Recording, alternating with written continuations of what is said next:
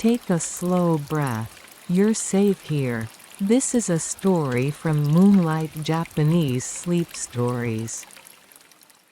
The garden that breathes in moonlight. Prologue. The night when the garden inhaled. In a quiet valley on the edge of Japan's inland sea, there existed a garden that did not sleep. By day, it appeared ordinary moss-covered stones. A narrow stream, old plum and camellia trees, and a wooden gate whose paint had long since surrendered to time. Travelers passed it without noticing. Birds perched there briefly, then flew on. But at night, when the moon rose high and pale, the garden began to breathe. Not loudly, not visibly. Its breath was felt rather than heard, a gentle expansion of the air. A soft cooling of the earth, as though the soil itself were drawing in moonlight and releasing it slowly back into the sky. This garden lay behind an old house in the outskirts of a rural town. A place where trains passed only a few times a day, and the ocean could be smelled on certain winds. The house had been built generations earlier, and like the garden, it remembered more than it revealed. On the night this story begins, the moon was nearly full. Clouds drifted lazily, never daring to cross its face for long. Crickets sang in uneven rhythms. Somewhere far away, a bell marked the hour, slow, patient, unconcerned with human urgency. The garden inhaled. Moonlight slid between leaves, settled on stones, and traced silver lines along the stream. Shadows deepened, softened, then rearranged themselves as if guided by an unseen hand. It was on this night that the garden noticed a change. Footsteps had crossed its gate earlier that evening, hesitant ones. The kind that paused before entering, as if asking permission. The garden, old and attentive, had answered by opening itself just a little wider. Now, as the house behind it fell quiet, the garden breathed steadily, waiting. It had been many years since someone who could truly hear it had returned. Chapter 1: A House That Remembers Names. The house was dark except for one room on the second floor. A single lamp glowed softly behind a paper screen, its light diffused into a warm, amber haze. Outside the window, the garden rested under moonlight, leaves barely stirring. Inside, a man stood motionless, listening. His name was Haru Takamine, though he had not spoken it aloud since arriving.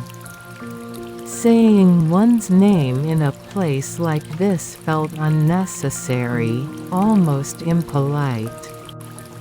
The house already knew it. Haru rested his hand against the wooden frame of the window. The wood was cool, smooth from decades of touch. He had been away for 14 years, yet the grain beneath his fingers felt unchanged. The house smelled the same. Tatami mats, old paper, a faint trace of incense long absorbed into the walls. Beneath it all, the quiet, living scent of earth drifting in from the garden. He exhaled slowly. This was the home of his grandmother, left empty after her passing. The neighbors had kept an eye on it, opening windows now and then, sweeping leaves from the path. Still, a house without footsteps slowly folds inward on itself, like a book left unread. Haru had returned not for inheritance, nor obligation, but because something had called him softly, persistently through dreams he could not fully remember upon waking. Dreams of moonlight pooling on stones. Dreams of breathing soil. Dreams of a garden that waited. He turned from the window and sat on the futon laid neatly on the floor. His movements were careful, as though the room might startle. The lamp flickered once, then steadied. From below came a sound so faint it could have been imagined the creak of wood, responding to a shift in temperature or perhaps acknowledging his presence. Haru closed his eyes. The day's journey settled into his body, the long train ride, the walk from the station, the weight of memory layered over familiar streets now subtly changed. Fatigue spread warmly through his limbs. Outside, the garden inhaled again. This time, Haru felt it. Not as a sound, but as a sensation, pressure easing in his chest, his thoughts loosening their grip. His breathing unconsciously matched the slow rhythm of the night. He opened his eyes. For a moment, he thought the moonlight had grown brighter. Silver traced the edges of the window frame more clearly than before. The shadows of leaves shifted, forming patterns that felt deliberate, almost attentive. Haru stood and slid the door open. Cool night air entered the room, carrying the stream's soft murmur. The garden lay before him, bathed in moonlight, exactly as it had in his dreams. He stepped onto the wooden veranda. The garden did not move. It waited. And as Haru stood there, suspended between memory and presence, the garden exhaled, welcoming him home. Chapter 2, Where the Stream Learns to Speak. The garden revealed itself more fully once Haru stepped down from the veranda.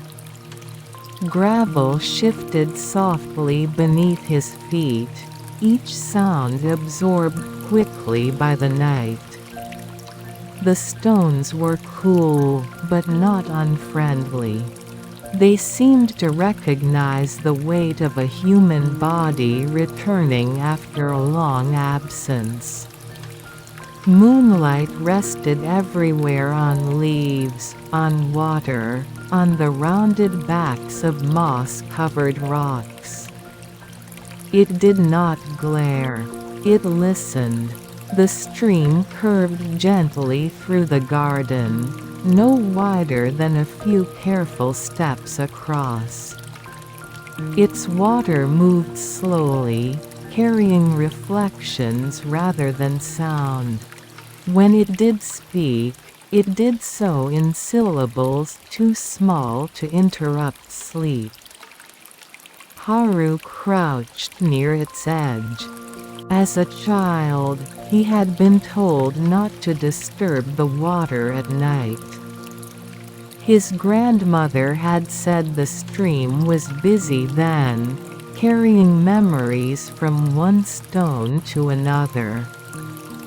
He had not understood what she meant, but he had obeyed. Now, older, he still did not touch it. He watched instead.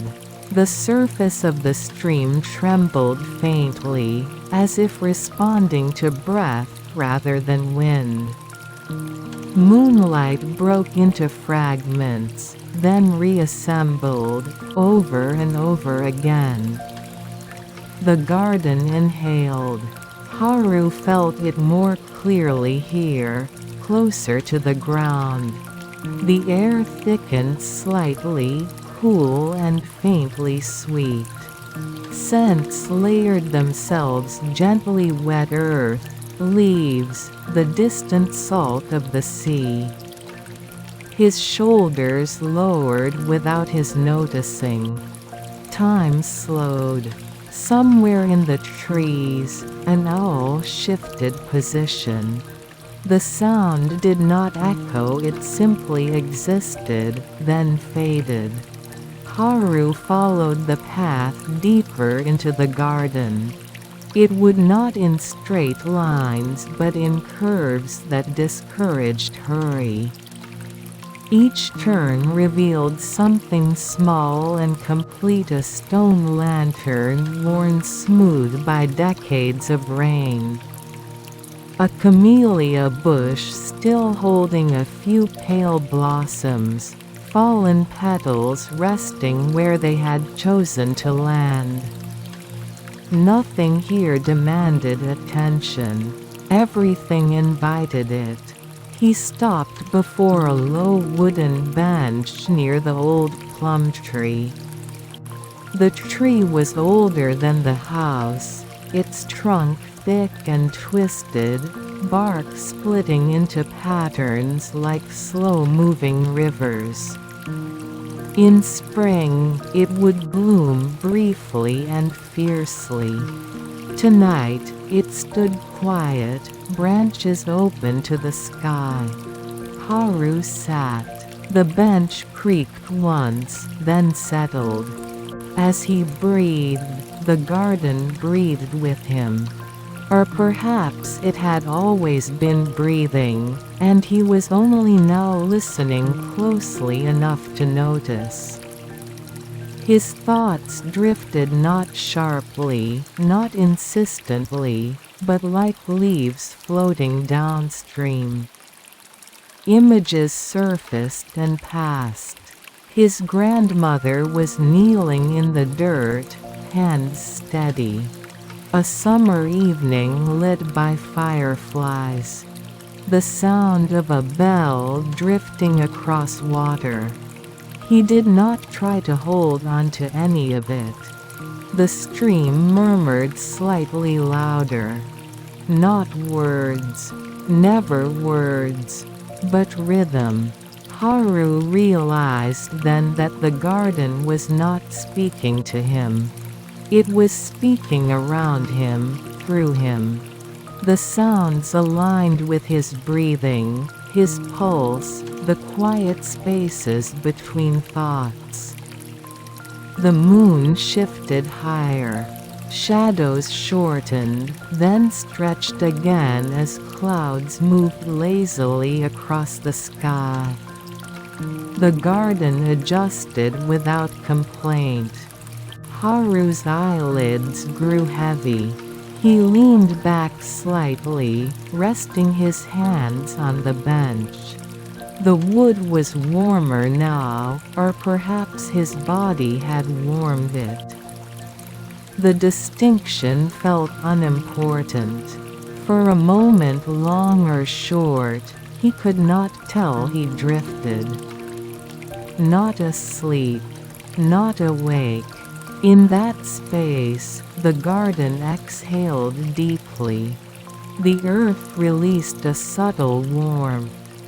The stream slowed further, nearly still. Even the insects seemed to pause, as if listening for something older than sound. Haru felt a quiet understanding settle into him. This place did not exist to be interpreted, owned, or even remembered clearly. It existed to be returned to. Again and again, across years and lifetimes, by those who needed to remember how to rest. When Haru finally stood, his movements were unhurried. The garden did not follow him with its gaze. It did not need to. It knew where he was. As he walked back toward the house, the stream resumed its gentle murmur, the insects their uneven song. The garden inhaled once more, and prepared itself for the dreams that would come. Chapter 3: The Woman Who Taught the Moon to Wait. Long before Haru learned to walk, before he learned to speak his own name, the garden already knew his grandmother. Her name had been Aiko. The garden remembered the sound of it not as a word, but as a presence. The way her footsteps pressed into the soil each morning. The way her breath aligned with the slow rhythm of the trees. The way she never entered the garden abruptly. Aiko always paused at the gate. Not out of habit, but courtesy. She would rest her hand lightly on the wood, bow her head just enough to acknowledge what was already awake, and wait. Sometimes only for a breath. Sometimes longer. The garden, old and patient, always answered in its own time. On nights like this, when the moon was round and unhurried, the garden remembered her most clearly. Haru slept. Or rather, he drifted suspended in that gentle space where dreams do not yet demand form. His body rested on the futon, breath slow and even, while moonlight crept across the room in careful increments. Outside, the garden exhaled. Memory unfolded.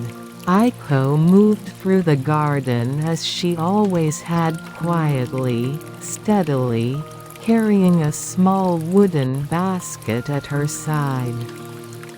Her hair was already silver then, though her steps remained sure. She wore the same faded work clothes she had worn for years, sleeves rolled just enough to free her hands. She knelt near the stream. The water recognized her and softened its voice. Aiko reached into the basket and scattered nothing. That was her gift. She did not feed the garden with offerings or words or wishes. She gave it space, time, attention without expectation. When neighbors asked why her garden grew so calm, she only smiled. "The moon likes to rest there," she would say. They laughed, politely, and did not press further. But Aiko knew. She had learned long ago that the garden changed at night, not dramatically, not visibly, but inwardly. The soil loosened. The stones shifted their attention. The plants leaned not toward light, but toward listening. The moon, unburdened by urgency, lingered longer above this place. Aiko sat beneath the plum tree and breathed. She had done this even as her body weakened, even as her days shortened.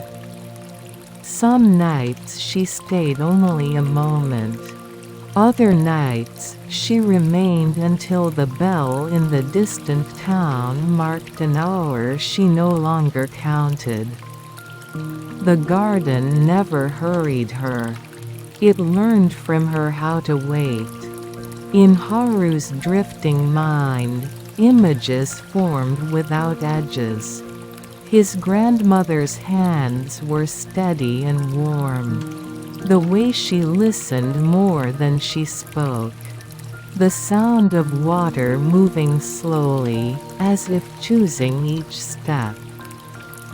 He turned slightly in his sleep.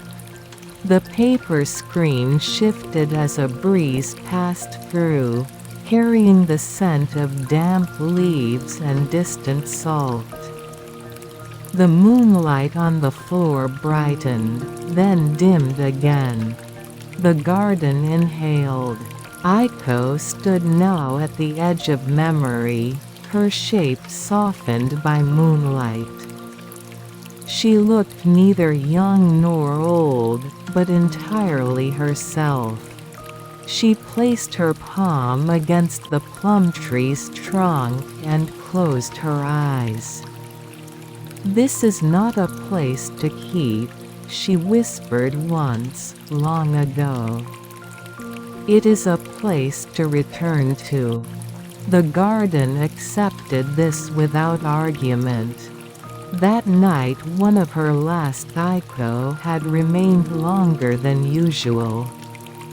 The moon had risen high, the insects quieted, and the stream slowed nearly to stillness.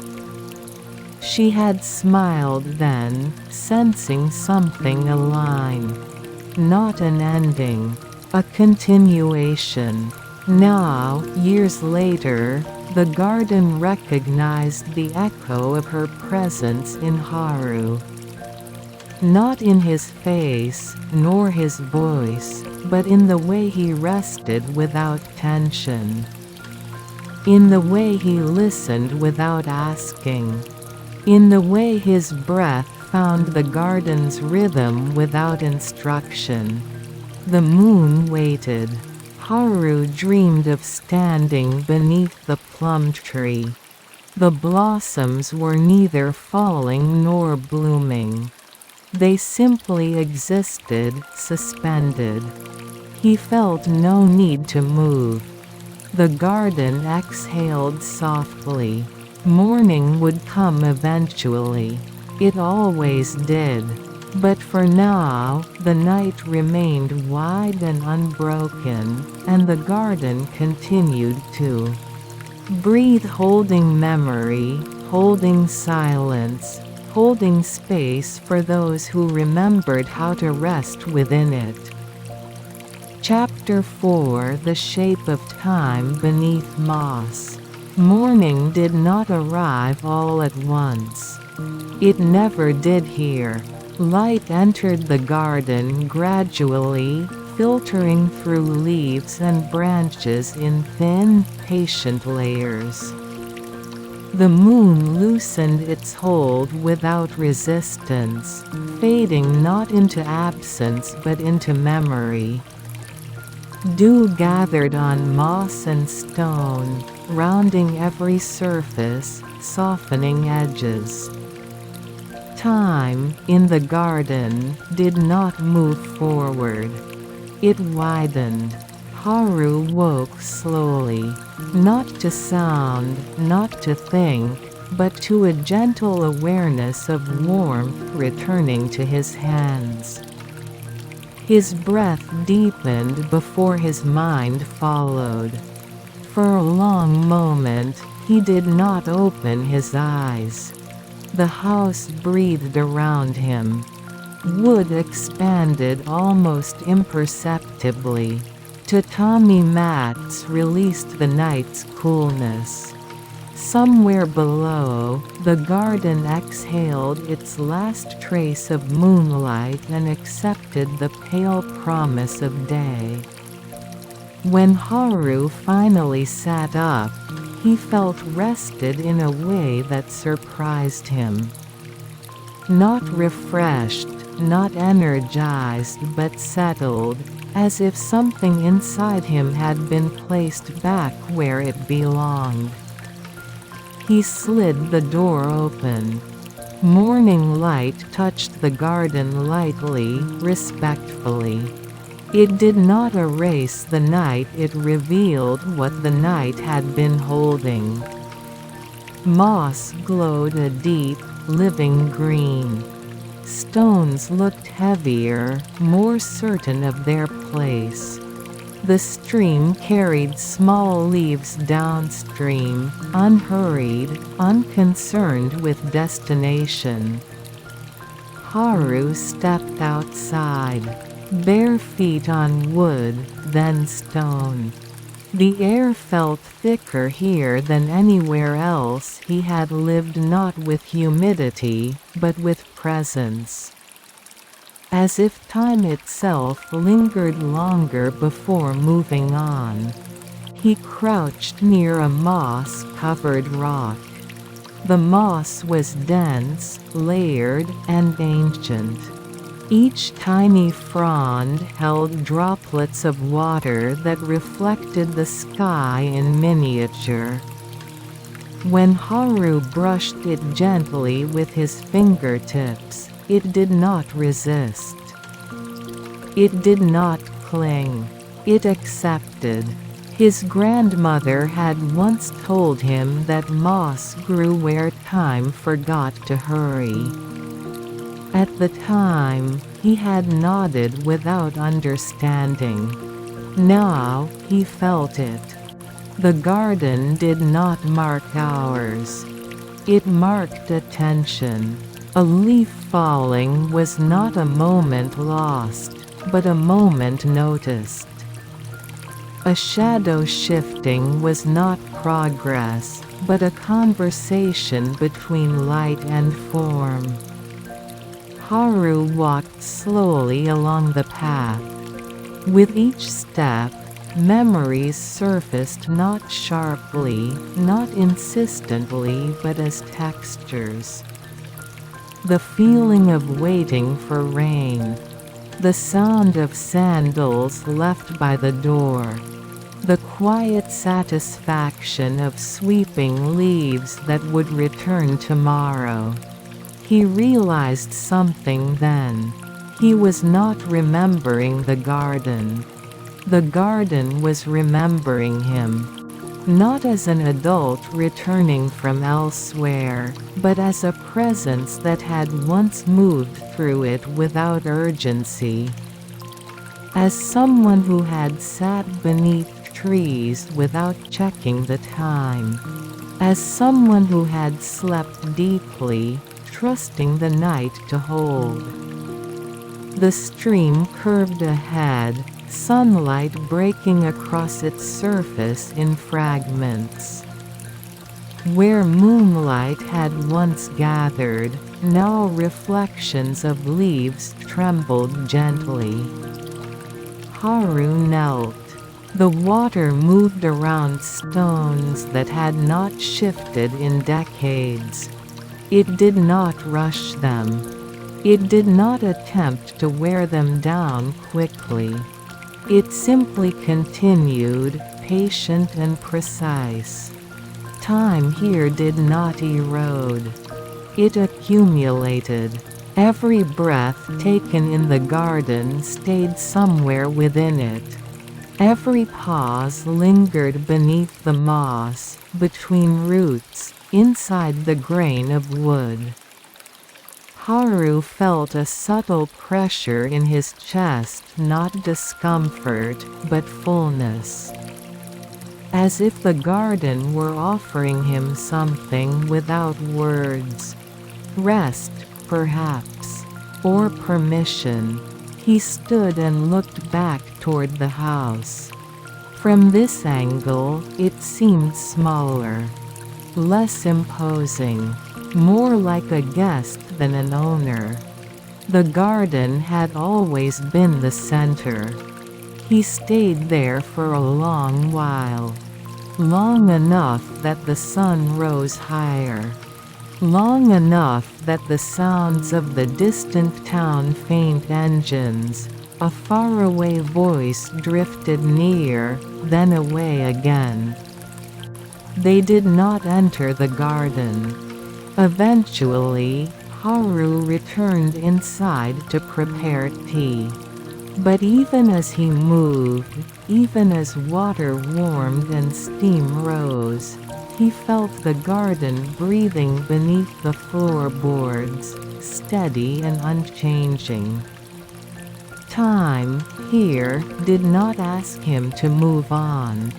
It asked him to stay. And for the first time in years, Haru did not feel the need to refuse. Chapter 5: Dreams that settle like dust. That night, sleep came before intention. Haru did not decide to rest. He simply found himself doing so. The futon waited where it had been placed the evening before, its shape unchanged, its surface cool and receptive. When he lay down, his body aligned with it naturally, as though both remembered an older agreement. The lamp was left unlit. Moonlight alone entered the room, diluted by paper screens, softened until it no longer cast shadows but suggestions. The edges of things dissolved. Corners forgot themselves. The garden inhaled. Haru's breathing slowed. Thoughts arrived without urgency and departed without resistance. There was no single moment where waking ended, and sleep began. Instead, awareness thinned, spreading out like mist. Dreams formed the way dust settles quietly, without announcement. He stood in the garden, but not as he was now. He was neither older nor younger. He was simply present. The path beneath his feet felt familiar without needing to be named. Stones rested where they always had. Moss held the memory of countless nights, each one layered gently atop the last. The stream moved beside him, soundless but articulate. He did not follow it. He did not need to. The dream did not ask him to go anywhere. It asked him to remain. Moonlight filled the space evenly, as if poured rather than cast. There was no source, no direction. Everything was illuminated to the same quiet degree. Haru breathed. The garden breathed. In this place, dreams did not unfold in scenes. They did not explain themselves.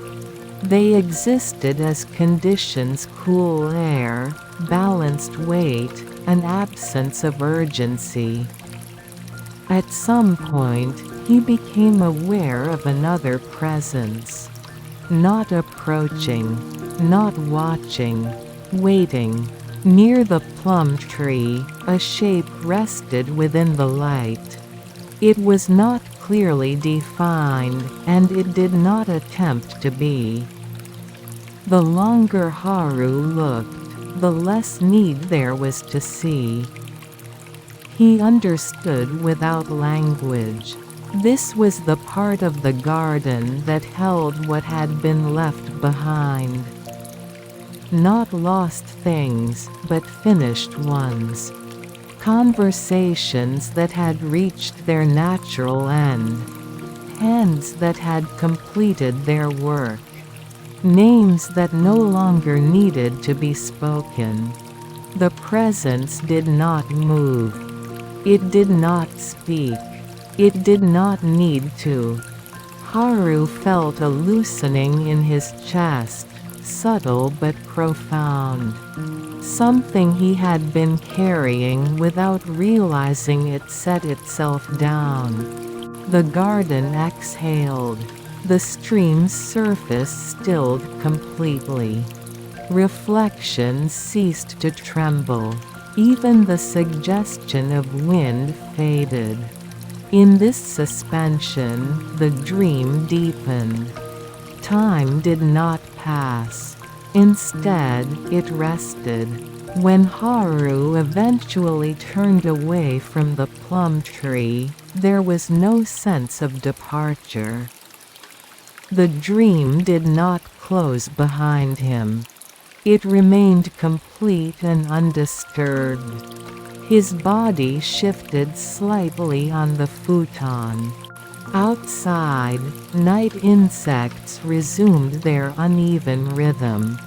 A cloud crossed the moon, then drifted on. The house settled. Haru slept on. Dreams continued to gather and settle, layer upon layer, like fine dust in a room long unopened, softening surfaces, dulling sharp edges, making space gentler. By the time morning approached, his sleep had become very deep. So deep that the garden did not follow him into it. It simply remained, breathing. Chapter 6 What the Garden Keeps Without Saying. The garden did not speak. It never had. What it kept without language. Morning arrived again, thin and pale. Light touched the garden without insistence, resting briefly on leaves before moving on. Shadows shifted just enough to remind the stones that the sun existed. Haru woke slowly. There was no dream he could recall. No image lingered, only a sense of depth, as if his sleep had reached further down than usual. He remained still. The house held him gently. Wood, paper, air, everything balanced, nothing demanding response. Outside, the garden continued its steady breath, neither louder nor quieter than before. Haru rose and stepped into the garden. The path welcomed his weight without sound. Dew darkened the edges of his footprints, then faded as the stones warmed. Nothing greeted him. Nothing needed to. He walked without direction. Past the stone lantern. Past the camellia bush. Past the place where the stream narrowed and curved. Each element existed fully, complete in itself. None asked to be noticed. None withdrew when noticed. Haru stopped near the plum tree. The tree did not move. Its branches held the air lightly. Its bark carried the memory of seasons without displaying them. Beneath it, the ground felt cooler, denser. He stood there for a long time. The garden held many things like this. Not events. Not stories. Conditions. The feeling of a hand resting on soil. The weight of silence shared between two people. the pause before a decision that was never rushed. These things settled into the garden the way moisture settled into moss, slowly, invisibly, permanently. Haru bent and placed his palm against the earth. It was cool, not cold. The sensation traveled upward through his arm, spreading gently, as if the ground were remembering him back. The garden inhaled. Wind moved through the leaves, but not enough to stir urgency. The stream adjusted its path around a stone that had not moved in years. Insects continued their small, private work. Nothing changed. Everything continued. Haru understood then that the garden was not a keeper of the past. It was a keeper of completion. What had finished here was allowed to finish. What had rested here was allowed to rest without interruption. This was why the garden felt deep. Not because it held many things, but because it did not release them prematurely. Haru straightened. His breath matched the pace of the place without effort. His thoughts grew fewer, then thinner, then unnecessary. Standing there, he felt no desire to name what he experienced. Names would only shorten it. The garden exhaled again. Above, clouds passed slowly, unconcerned with direction. Light shifted, softened, returned. Eventually, Haru turned back toward the house. The garden did not follow him with attention. It did not need to. It had already received what he carried without knowing. And it would keep it. Without saying. Chapter 7 The Night That Opens Only Once. The day folded itself away without ceremony. Light thinned. Colors softened. The edges of the garden loosened their grip on form.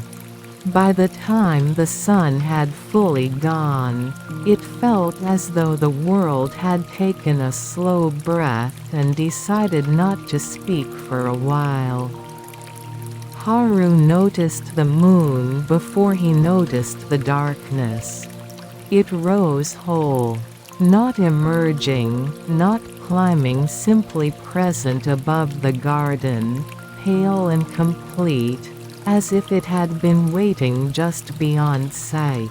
The garden responded. Not immediately. Not dramatically. Its breath deepened.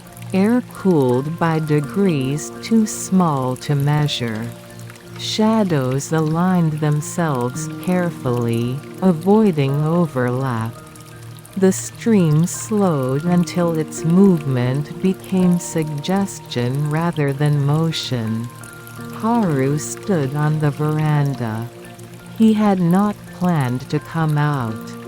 His body had moved before intention, guided by something quieter than thought. Bare feet met wood. Wood met at night. The garden lay open, familiar and subtly altered. Distances felt shorter. Depths felt nearer. The space between objects felt intentional, as though arranged for a purpose that did not require explanation. This was the night. The one his grandmother had never named, but had prepared for without urgency. Haru stepped onto the path. Each step landed exactly where it should. Stones did not shift. Gravel did not sound. The garden had arranged itself to receive him without resistance. He walked past places he knew, yet they felt slightly displaced, as if seen from a different angle. The stone lantern stood farther back than usual. The camellia bush leaned inward, its leaves dark and absorbing light. The plum tree waited. Beneath it, the air felt denser, heavier with attention. Moonlight pooled there not as brightness, but as presence. Haru stopped. He did not feel watched. He felt included. The garden inhaled fully. For a moment, one that did not divide itself into before and after the world widened. The garden opened inward, not revealing something hidden, but allowing something always present to be noticed. The stream ceased to move. Insects fell silent. Even the moon seemed to pause, its light no longer traveling, no longer reflecting, simply existing. In that stillness, Haru became aware of others. Not bodies, not forms, traces. The quiet weight of footsteps that had once crossed this ground and finished crossing it. The warmth of hands that had rested on wood and moved on. The calm of breaths that had slowed here and never needed to quicken again. They did not gather. They did not appear. They were already here. The garden had never been empty. Haru felt no fear. Fear required separation. Here, there was none. He understood then why this night opened only once for each person. Not because it could not repeat, but because nothing would be added by repetition. This was not an event. It was an alignment. The garden exhaled. The pressure in Haru's chest eased completely, as if a final knot had been undone. He felt light, not lifted, not elevated, but unbound. He did not need to stay. He did not need to leave. The night did not ask him to choose. Gradually, so gradually that it could not be marked, the stillness loosened. The stream resumed its slow motion. An insect tested the air with a single sound, then another followed. Moonlight began to travel again. The garden closed, not sealing, not withdrawing, simply returning to its ordinary depth. Haru stood beneath the plum tree, unchanged and entirely different. When he turned back toward the house, his steps made sound again. Gravel shifted. Leaves stirred. The night accepted this without regret. Behind him, the garden continued to breathe. It would not open like this again for him. It did not need to. Chapter 8, Leaving without departing. After that night, nothing appeared to change. Morning came as it always had. Light entered the garden carefully. The stream continued its patient path. Leaves fell when they were ready. Haru noticed this first. The garden did not announce what had happened. It did not mark the place beneath the plum tree. No sign remained. No difference could be pointed to and named. And yet, something had completed itself. Haru moved through the house quietly. He prepared tea. He opened windows. He swept the veranda, gathering leaves that had arrived during the night and setting them aside without judgment. The garden breathed beneath these movements, unchanged in rhythm. Time resumed its widening. Days passed without count. Haru did not track them. He did not need to. The garden marked time differently by light angles, by temperature shifts, by the way certain stones warmed earlier than others. He spent long hours doing very little. Sitting, standing, walking paths that led nowhere in particular. Sometimes he worked in the garden, trimming only what was asked to be trimmed. Sometimes he only watched. Sometimes he slept in the afternoon, the sound of the stream entering his dreams without invitation. He began to understand. Leaving did not require departure. What he had come to set down had already been received. The house felt lighter, not emptier, lighter, as if something unnecessary had been removed without disturbing what remained. One evening, as dusk gathered softly at the edges of the garden, Haru stood once more at the gate. He rested his hand on the wood. He waited. The garden inhaled. Not deeply this time. Not ceremoniously. Just enough to acknowledge what was already known. Haru bowed his head slightly. He did not say goodbye. Goodbyes suggested distance. Instead, he stood there until the light shifted, until the sounds of evening settled into their places. Then he stepped through the gate. The path beyond felt ordinary. Gravel sounded beneath his feet. The air cooled differently here. The scent of the sea grew clearer. Behind him, the garden did not call. It did not follow. It did not close.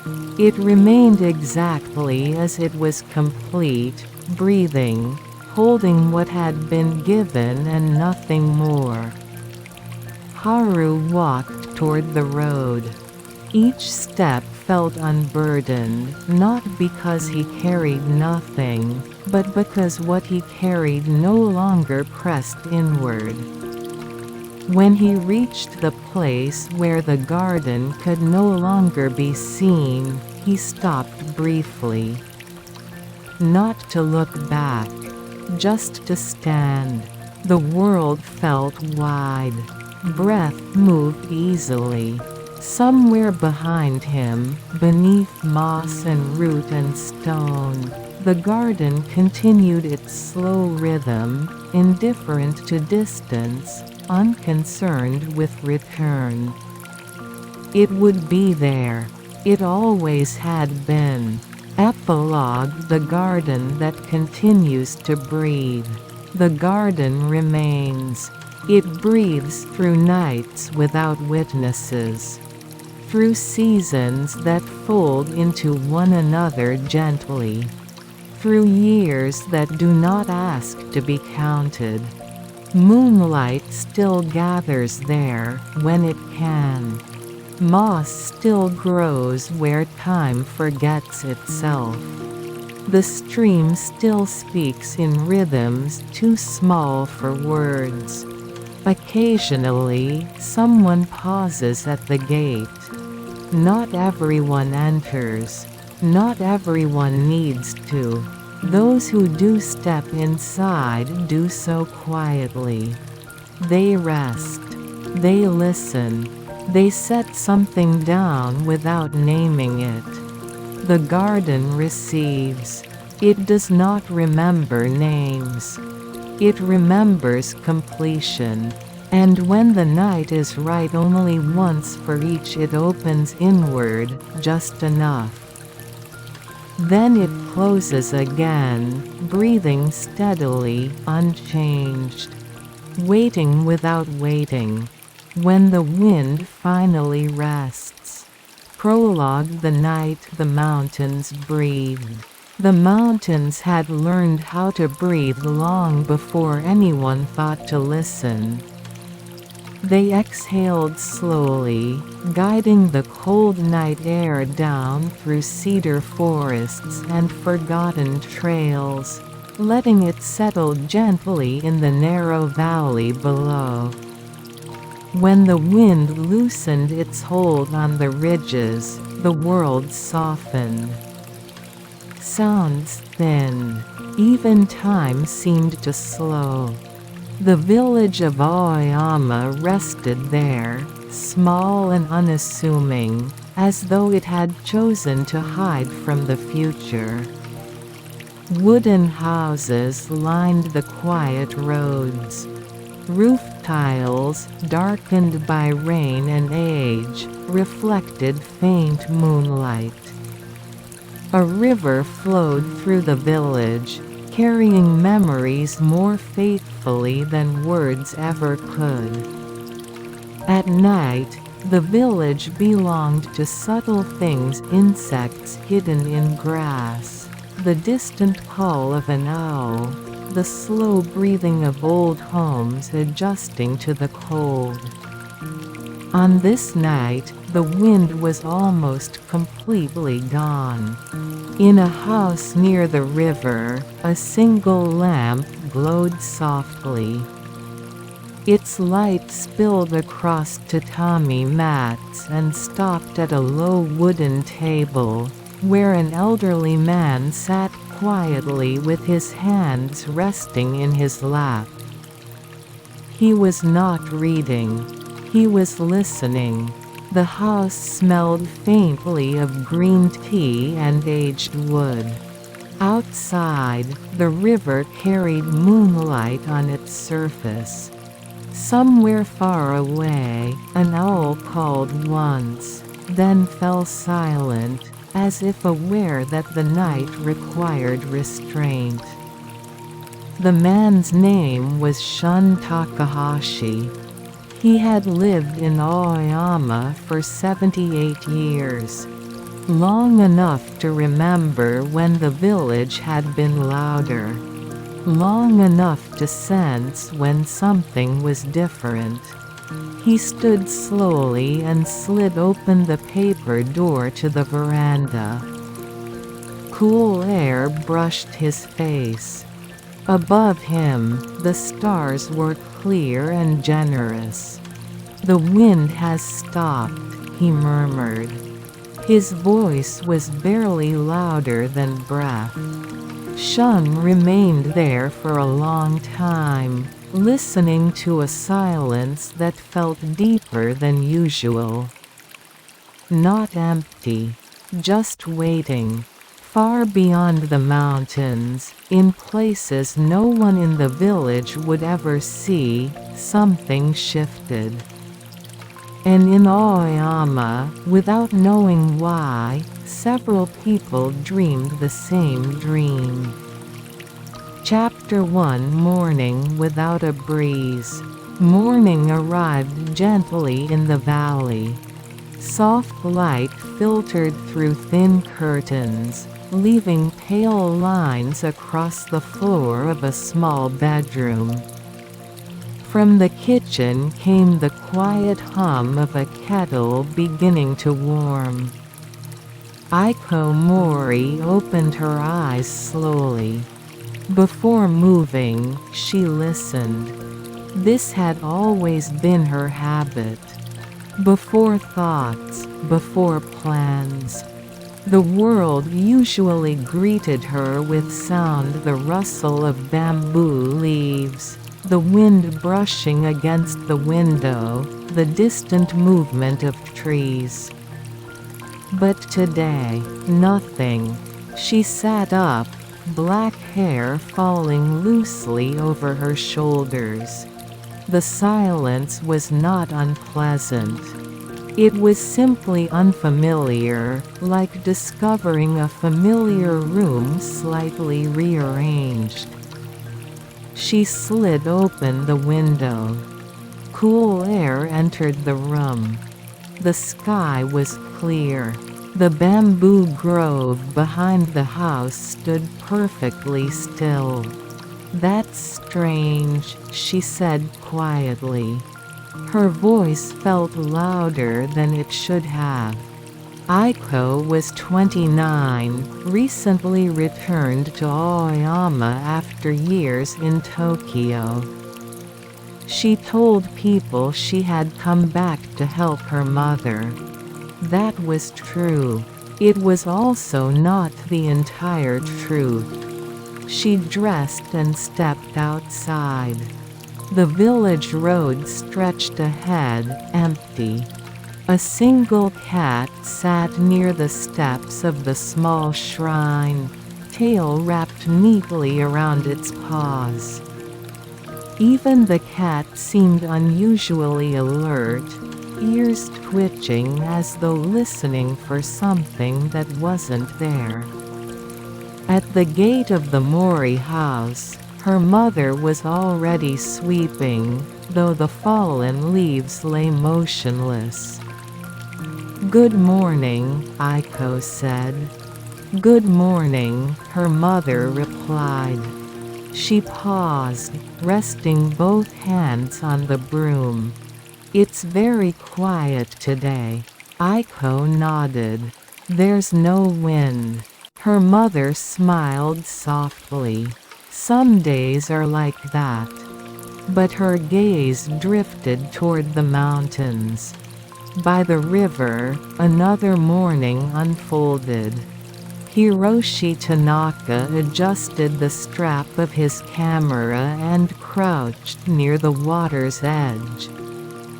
He had come to Aoyama searching for quiet, an article idea, perhaps, or simply a place where time felt less demanding. He had planned to photograph movement: rippling water, swaying grasses, wind passing through trees. Instead, everything remained still. He lowered the camera and listened. "This is unusual," he said to no one in particular. The river flowed, but even it seemed restrained, as though honoring an unspoken agreement. Hiroshi stood and looked toward the village. Beyond the rooftops, a bell rang once, clear and steady. The day had begun. And though no one said it aloud, a shared thought moved gently through Aoyama, like a single quiet breath. The wind is resting. Chapter 2: The Sound of Still Water. The river had always been the first thing to wake. In Aoyama, even before birds began their morning calls, the river moved softly, steadily, its presence woven into the village's sense of time. People rarely thought about it. It was simply there, flowing as it always had. This morning, it moved more slowly. Not enough for anyone to say it aloud. Not enough to cause concern. Just enough to be noticed by those who listened carefully. Shun Takahashi stood at the riverbank with his hands clasped behind his back. The wooden bridge beside him creaked faintly as it adjusted to the cooling air. He had walked this path every morning for decades, his steps guided more by memory than intention.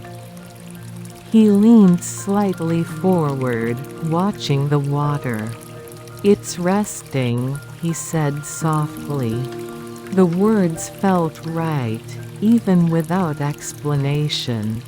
A leaf drifted on the surface, turning once, then twice, before coming to rest near the shore. Sean frowned, not in worry, but in recognition. He had seen this before, though he could not remember when. Behind him, footsteps approached. "Good morning, Mr. Takahashi." He turned slowly. Aiko stood a short distance away, hands folded loosely in front of her. She bowed slightly, a habit she had never fully lost. "Good morning," Shun replied. "You're up early." She smiled. "I couldn't sleep very well." Shun nodded, as if this confirmed something. "The night was too quiet," he said. "Yes," Aiko agreed. It felt different. They stood together without speaking for a while. The river carried their reflections, stretching and softening them until they barely resembled people at all. "Do you remember a morning like this?" Aiko asked. Shun considered the question carefully. "Not exactly," he said. "But my father used to talk about days when the wind stopped to listen." "To listen to what?" Shun's gaze remained on the water. "To us," he said. "Or perhaps to the land." Aiko let the words settle. They did not sound strange. They sounded old. Further upstream, Hiroshi Tanaka followed the narrow path beside the river, camera hanging at his side. He had taken several photographs already, though he wasn't sure why. The images looked ordinary: water, stones, reflections, but something about them felt unusually calm. He stopped near a bend in the river where moss-covered rocks broke the surface. The air felt heavy, as though holding its breath. Hiroshi checked his watch. Time was moving normally, yet everything around him felt suspended between moments. "This place is strange," he said quietly. He crouched and dipped his fingers into the water. It was cold, clear, and steady beneath his skin. Reassuring. For a brief moment, he imagined the river noticing him. The thought made him smile faintly. At the edge of the village, near the small shrine, the cat from earlier had not moved. It sat perfectly still, watching the empty path. Its tail did not flick. Its ears did not turn. A bell rope swayed once, very slightly, though there was no wind. As the morning deepened, small, nearly invisible changes spread through Aoyama. Laundry hung on lines without stirring. Smoke from kitchen fires rose straight into the sky. Wind chimes remained silent, their glass shapes catching light but producing no sound. No one panicked. People spoke in softer voices. They moved more slowly. Doors were closed gently. Footsteps seemed to weigh less. It was as though the village itself had agreed, without discussion, to be careful.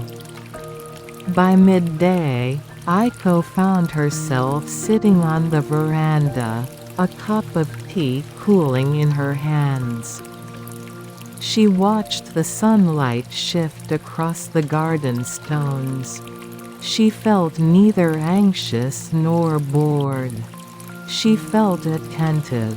This must be how it used to be, she thought. A time before rushing. Before noise demanded attention. Somewhere deep in the mountains, something listened. And the wind, for reasons no one yet understood, remained at rest. Chapter 3 Memories the Wind Once Carried. By late afternoon, the light in Aoyama began to soften. Shadows stretched gently across the roads, lengthening without urgency. The sun did not feel weaker, only more patient, as if it, too, had decided to slow its passage. Aiko walked along the narrow road leading toward the fields beyond the village. The soil there was dark and well-kept, shaped by hands that understood waiting. She remembered running here as a child, the wind always at her back, pushing her forward as if encouraging her to go faster. Today, nothing was pushing her at all. She stopped near the edge of the field and closed her eyes. Without the wind, other sounds became clearer. The distant call of birds. The faint movement of insects hidden in the grass. Her own breathing was steady and unhurried. She remembered her grandmother's voice. The wind carries what we cannot hold. At the time, Aiko had not understood what that meant. Now, standing in the stillness, she felt closer to the answer. In his house by the river, Shun Takahashi sat near the open window. He had placed an old photograph on the table in front of him. It showed 3 children standing near the river bank. One of them was Shun himself, much younger, his hair untamed by age. The wind had been strong that day. He could see it in the way their clothes billowed, in the blur of leaves behind them. His brother stood beside him in the photograph. Shun reached out and touched the edge of the image. He always liked windy days, Shun said quietly. Said they made him feel lighter. His brother had left Aoyama decades ago. He had never returned. For a moment, Shun wondered whether the wind had taken something with it when it went. The thought did not bring sadness. Only a calm sense of acknowledgement. At the small inn near the village entrance, Hiroshi reviewed his photographs on the camera's screen. The images were clear, well composed, and technically sound. And yet, they look like they're waiting, he murmured. Each photo seemed to hold a pause within it, as though something had just happened, or was about to.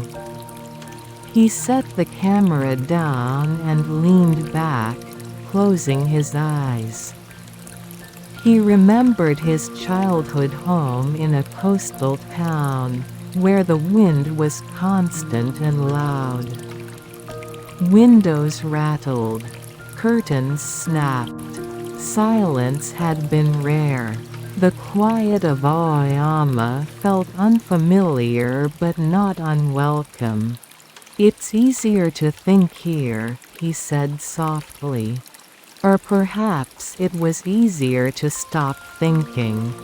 As evening approached, clouds gathered above the mountains.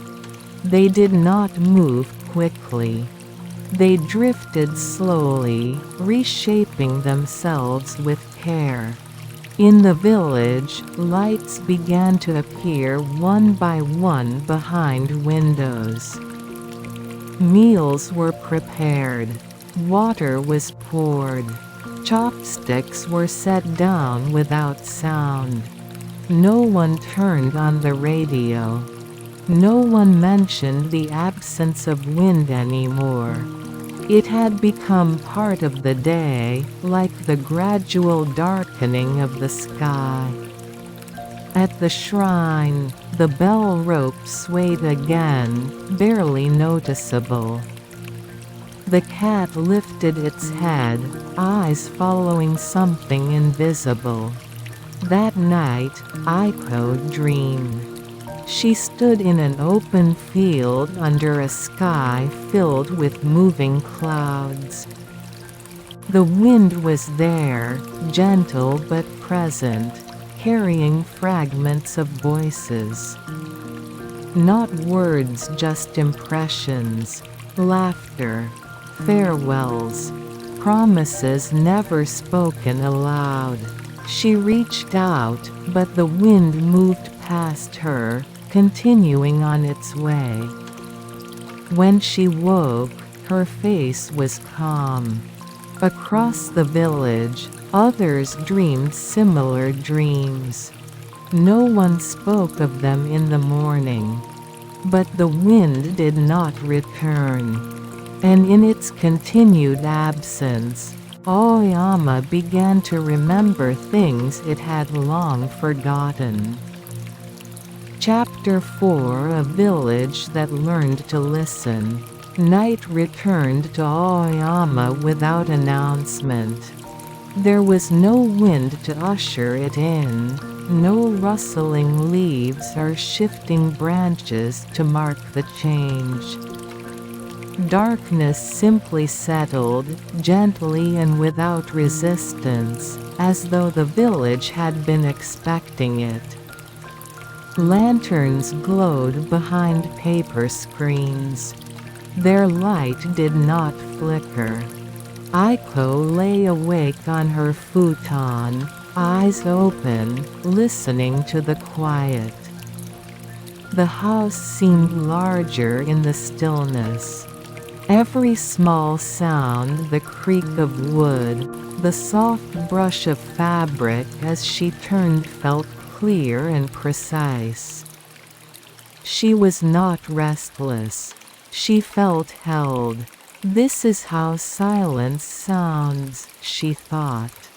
Not empty, not lonely, full.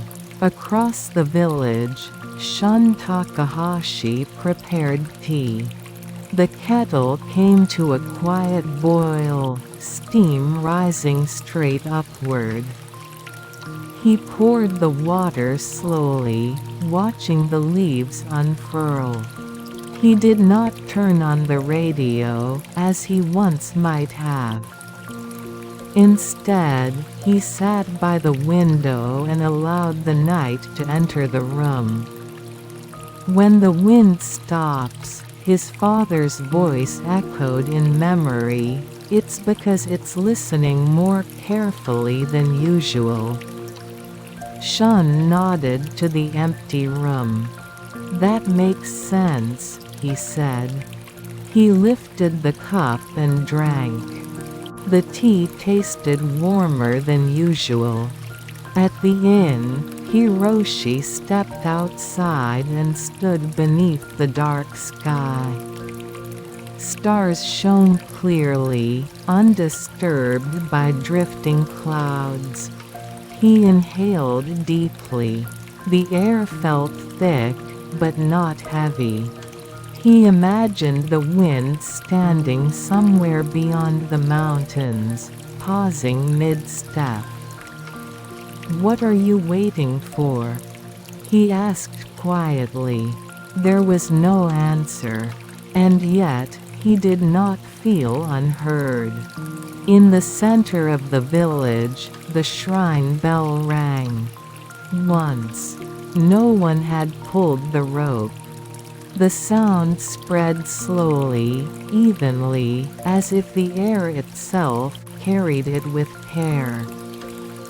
Doors slid open. Faces appeared in windows. People stood still, listening until the sound dissolved completely. Then, without speaking, they returned to their homes. No explanations were offered. None were needed. Later that night, dreams deepened. People dreamed of places they had not visited in years. Paths overgrown with grass. Rooms filled with dust and light. Voices that spoke without urgency. Aiko dreamed of standing beside the river with her grandmother. The water was perfectly still. "Listen," her grandmother said. Aiko listened. She woke with the words still echoing gently in her chest. Near dawn, the mountains exhaled. It was not the wind. It was something quieter. And Aoyama, having learned to listen, did not miss it.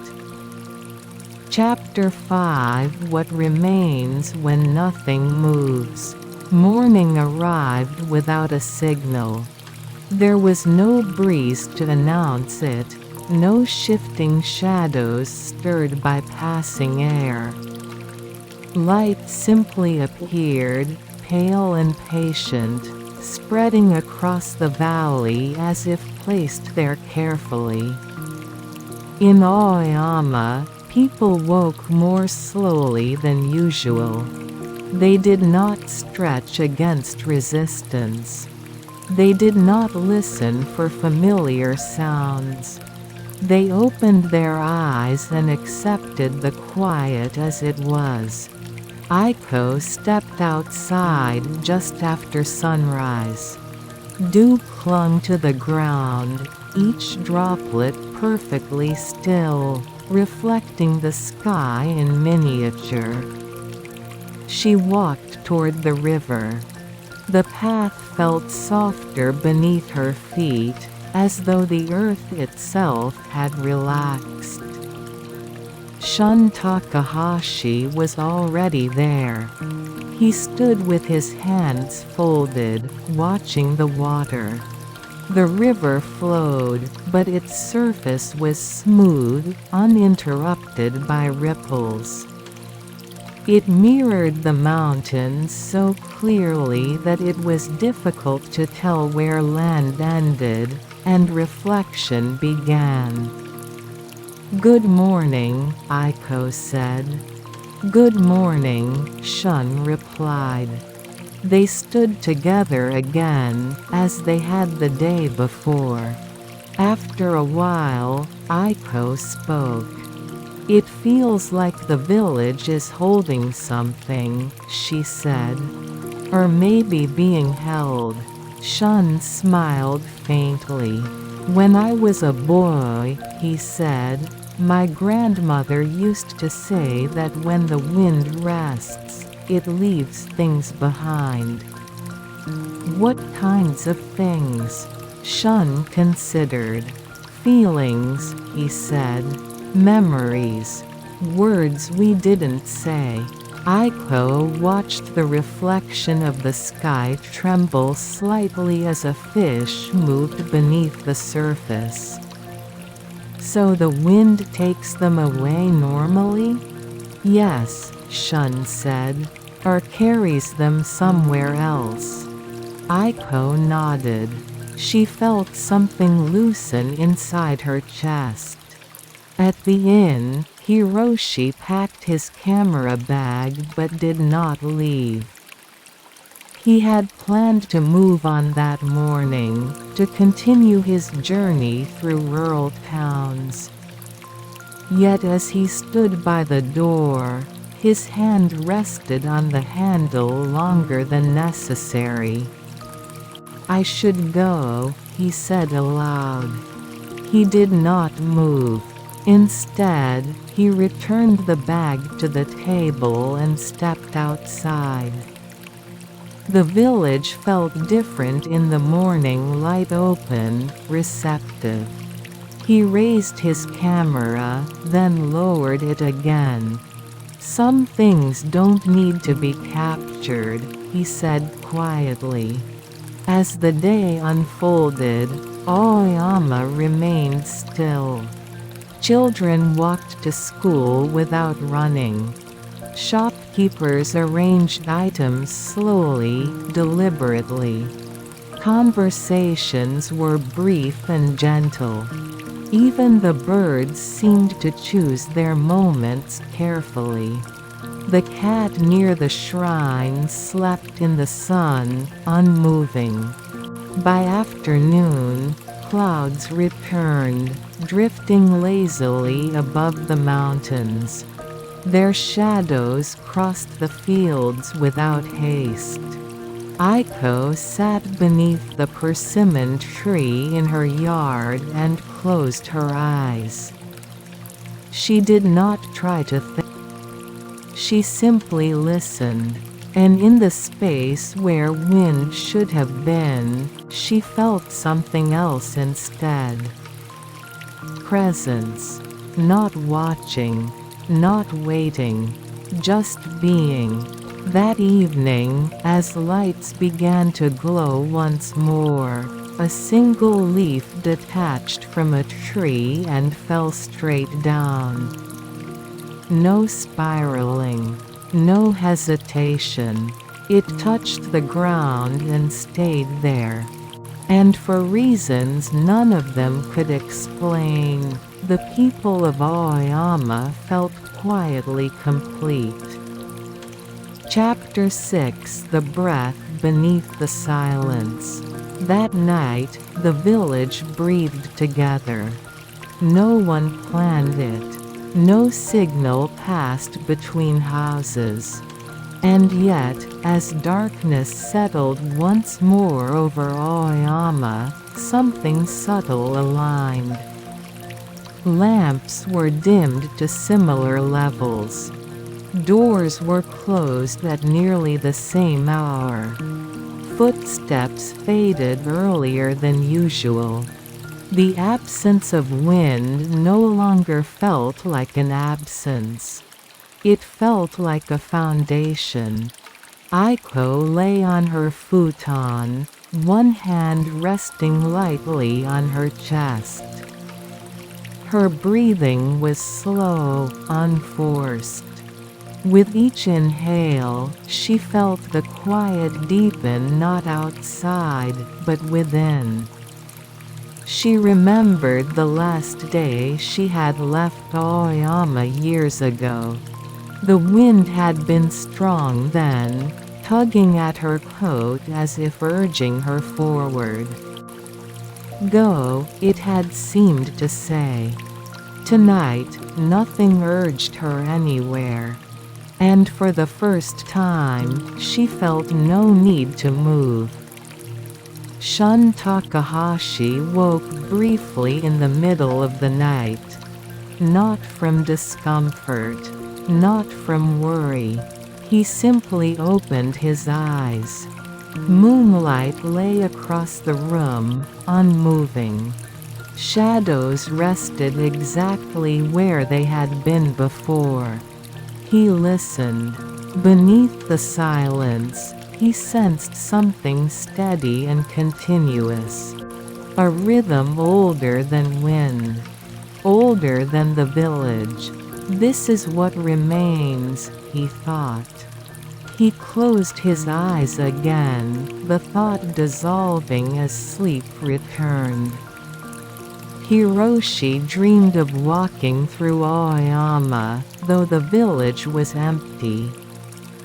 Houses stood open, lights glowing softly inside. The river flowed without sound. The mountains watched, patient and calm. In the dream, he lifted his camera. There was nothing to photograph. He lowered it and continued walking. When he woke, his pillow was cool, his mind unusually clear. Just before dawn, something changed. Not abruptly, not enough to wake anyone. High above the mountains, the air shifted. It was not yet a movement. It was an intention. The wind did not return. But it leaned closer. Morning came with a faint difference. Not sound sensation. People woke with the feeling that something had been acknowledged. As if a long letter had finally been read. Aiko stepped outside and paused. She could not explain why, but she bowed slightly toward the mountains. "Thank you," she said softly. The words felt appropriate. By the river, Shun noticed the water moving more freely. Still calm, but no longer suspended. A small ripple spread outward, gentle and brief. He smiled. "It hurt us," he said, though he could not say who us was. In the village, laundry stirred just once, barely enough to notice. A wind chime tapped its neighbor with a sound so light it might have been imagined. The wind had not returned. But it had not left either. And Aoyama, having learned how to listen, understood that some things move only after being fully received. Chapter 7: The Shape Left Behind. The days that followed were gentle. Not remarkable. Not dramatic. And yet, something fundamental had shifted. In Aoyama, time no longer felt like something that pressed forward. It moved, yes, but with consideration. Mornings unfolded without hurry. Evenings arrived without insistence. The wind returned in fragments. A brief movement through tall grass. A soft touch against the edge of a curtain.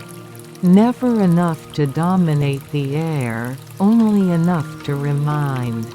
Aiko noticed it first while hanging laundry. The cloth stirred once, then rested. She smiled. "So you're awake," she said quietly.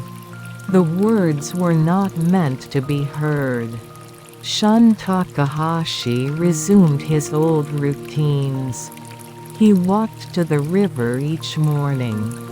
He prepared his tea the same way he always had. He listened to the radio again, though he kept the volume low. But something had changed in the space between actions. He paused more often. He allowed memories to arrive without chasing them away. One afternoon, he took out a notebook he had not opened in years and wrote a single sentence. The wind did not leave. It stayed long enough for us to notice ourselves. He closed the notebook and did not add anything more. Hiroshi extended his stay. He sent a message to his editor explaining that the article would be delayed. He did not elaborate. Instead of photographing scenery, he began to photograph moments. Hands resting on a table. Steam rising from a cup. Light touching the edge of a doorway. The photographs were quieter than his usual work. They felt truer. This place changed me, he thought. Or perhaps, it had simply allowed him to stop resisting change.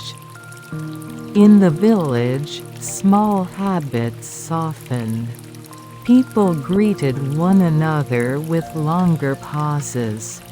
Conversations ended without needing conclusions. Silence was no longer something to fill.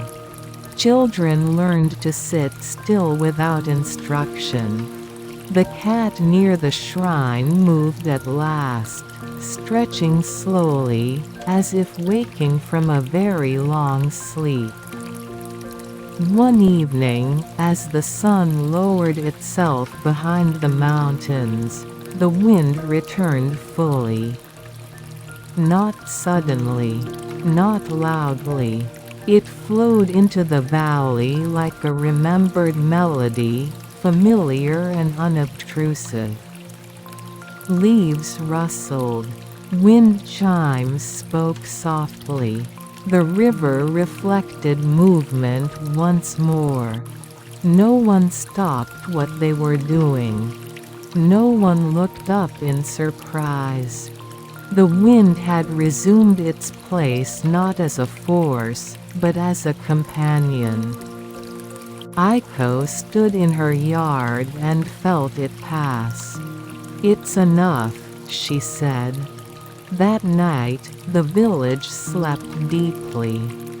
Dreams were simple, clear. No one dreamed of searching.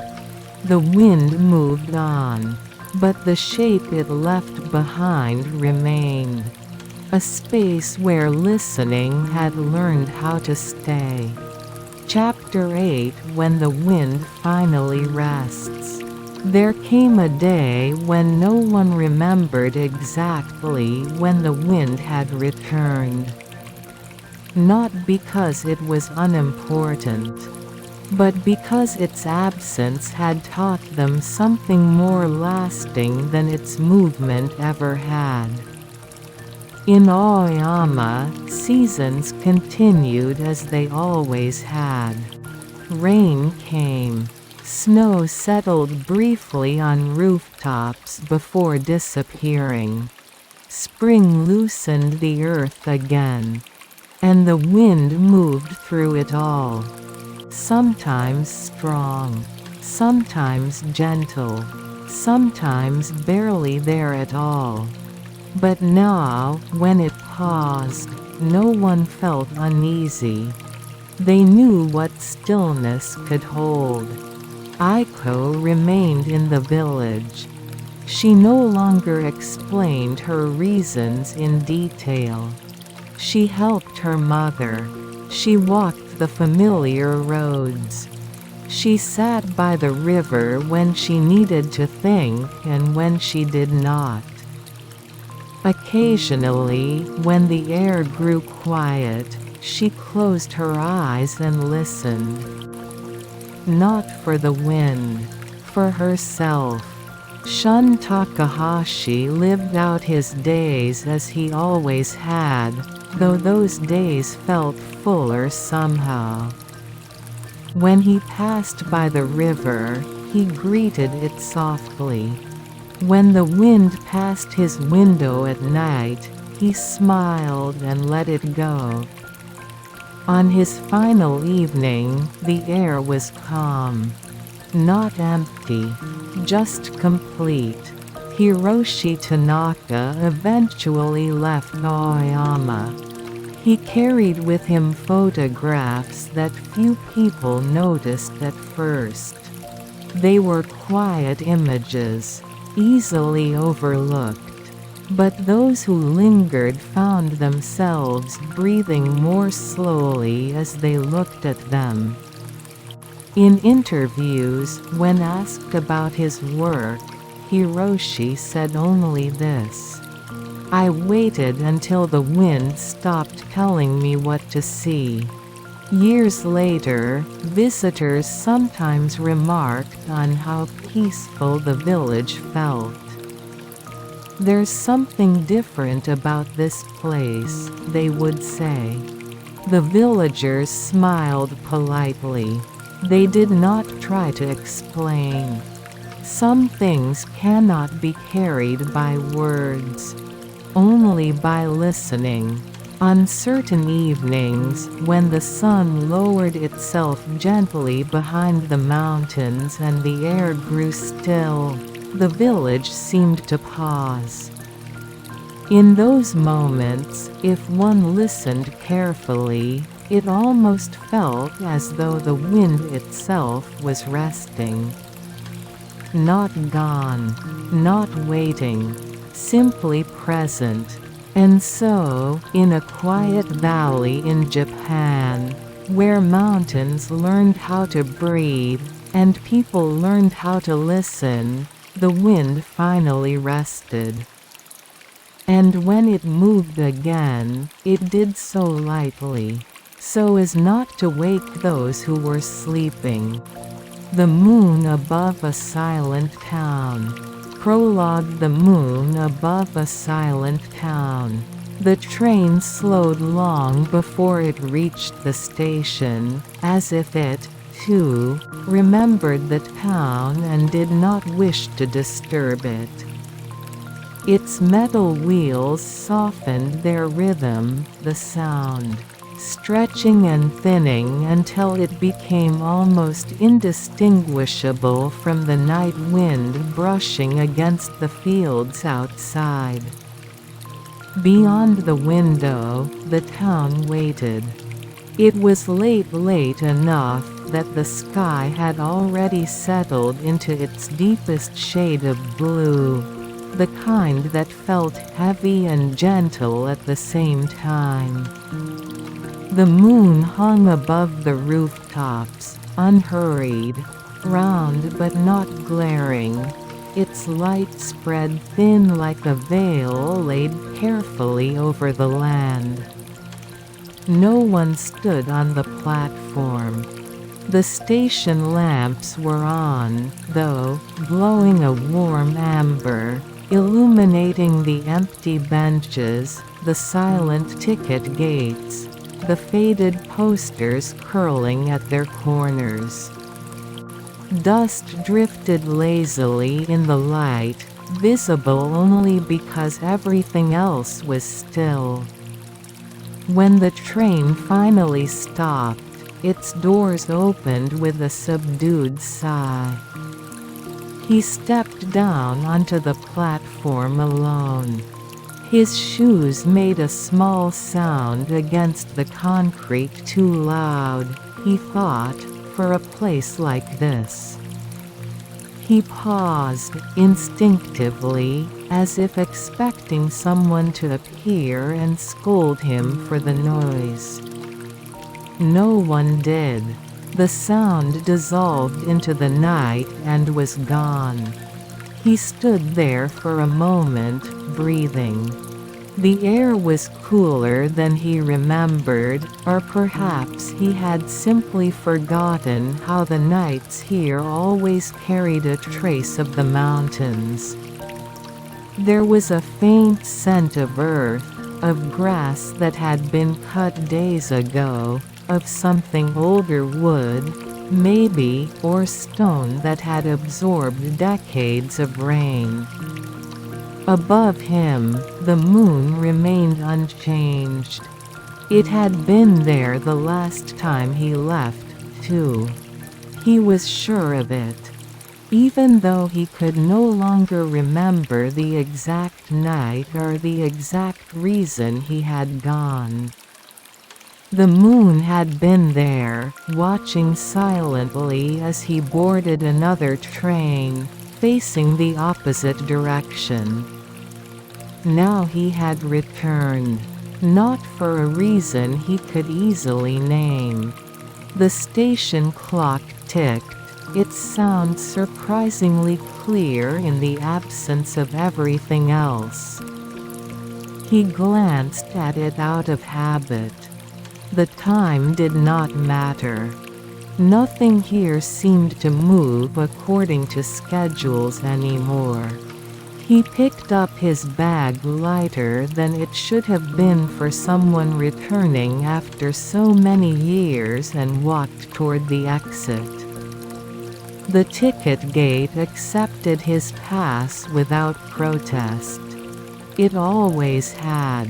Even as a child, he remembered, the machines here were forgiving, slow to judge, quick to allow passage. Or perhaps that was just another memory he had shaped to fit the quietness of the place. Outside the station, the town opened itself without ceremony. A narrow road stretched forward, its surface pale under the moonlight. On either side stood buildings no more than 2 stories high, their windows dark, their signs unlit. A closed florist. A small cafe with chairs stacked neatly inside. A convenience store that had not been a convenience store the last time he was here. He stopped again. This was where the town began to feel unfamiliar, not because it had changed too much, but because it had changed just enough to make his memories hesitate. The corner where he once waited for the bus was still there, but the bench had been replaced. The old vending machine was gone, leaving behind a lighter rectangle on the wall, like a scar that had never fully healed. The silence was not complete. Somewhere far away, a dog barked once, then fell quiet. Leaves rustled as a breeze passed through the trees lining the road. From even farther, there came the faint sound of water flowing a river, steady and patient, continuing its work regardless of who came or went. He began to walk. Each step felt deliberate, as if the town required intention from anyone moving through it. He did not rush. There was nowhere to hurry to. The house he was returning to would still be there, waiting in the same way the moon waited. As he walked, memories surfaced without warning. The sound of cicadas in summer, louder than any thought. The smell of rain hitting hot asphalt. The way the street lights used to flicker on one by one, never all at once. He remembered being smaller, walking these same roads with a bag that felt far too big for his shoulders. He remembered counting cracks in the pavement, believing briefly and sincerely that doing so might reveal something important. Now the cracks were still there. He counted a few without realizing it, then stopped, almost embarrassed by the habit. Some things, it seemed, did not fade simply because time had passed. At an intersection, he slowed. To the left lay the path toward the river. To the right, the road climbed gently toward the residential area, where houses stood closer together, their gardens small but carefully kept. Straight ahead was the shrine path, marked by a torii gate that appeared darker than the night behind it. He chose the road to the right. The houses here slept deeply. Curtains drawn. Porch lights off. Bicycles leaned against walls, unmoving, their baskets empty. Potted plants lined the entrances, leaves catching the moonlight, each one casting a soft, distorted shadow. He wondered who lived in these houses now. The children he once knew would be grown, scattered, perhaps returning only during holidays, if at all. Some houses would be empty. Some would belong to people he had never met. The town did not explain itself to those who left. It did not explain itself to those who returned, either. As the road climbed, his breathing changed slightly, not from exertion, but from awareness. This was the slope where he used to race his bicycle, convinced he could outrun the wind. This was where he fell once, scraping his knee, insisting he was fine even as tears blurred his vision. The memory passed without pain. It felt distant, like a story he had once heard rather than something that had happened to him. At the top of the hill, he stopped again. From here, the town spread out below, quiet and compact, its lights few but steady. The station was visible in the distance, a small cluster of brightness. Beyond it, darkness gathered where fields and forests began. Above it all, the moon watched. He stood there longer than necessary. If someone had been watching him, they might have thought he was deciding whether to continue. In truth, he was simply letting the moment settle. The town did not demand recognition, but it seemed to appreciate patience. Eventually, he resumed walking. The road narrowed as it entered the older part of the neighborhood. The pavement gave way to stone in places, uneven and familiar underfoot.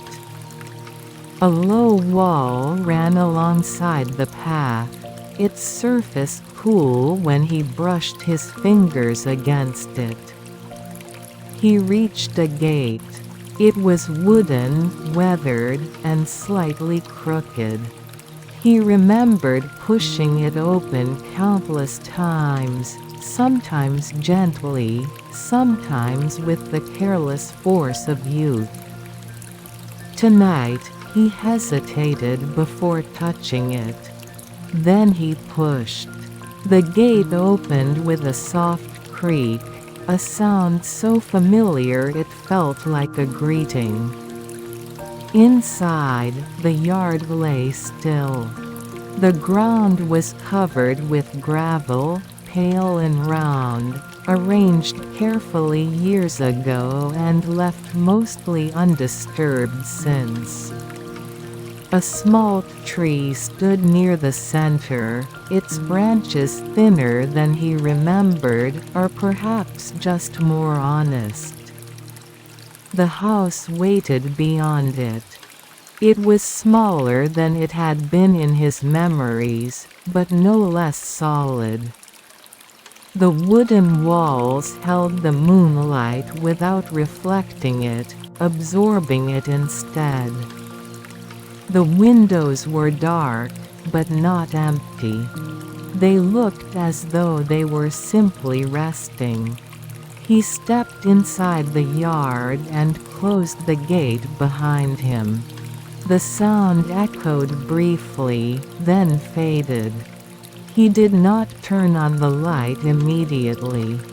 Instead, he stood there, beneath the moon, in the quiet yard of a house that remembered him better than he remembered himself. The town did not speak. It did not need to. The moon remained above, unchanging, as it always had been. As it would be watching silently over those who left, those who stayed, and those who returned at last. Chapter 1: A House That Still Remembers. He stood in the yard longer than he intended to. The gravel beneath his feet was uneven in a way that felt deliberate. As if each stone had been placed with care and then left alone long enough to forget who had placed it. When he shifted his weight, the stones answered with a soft, familiar sound. It was not loud enough to disturb the night, but it was enough to remind him that he was here now, no longer only remembering. The house faced him without expression. Its sliding doors were closed. The wooden frame bore the quiet marks of time, small cracks, a slight fading where rain had touched it year after year. Nothing about it asked for attention.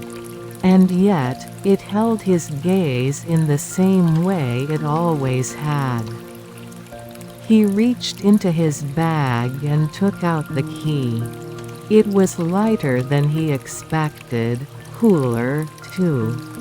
For a moment, he wondered if it would still fit, if the lock might resist him out of habit or pride. But when he inserted the key and turned it, the mechanism yielded easily, as if it had never considered refusing.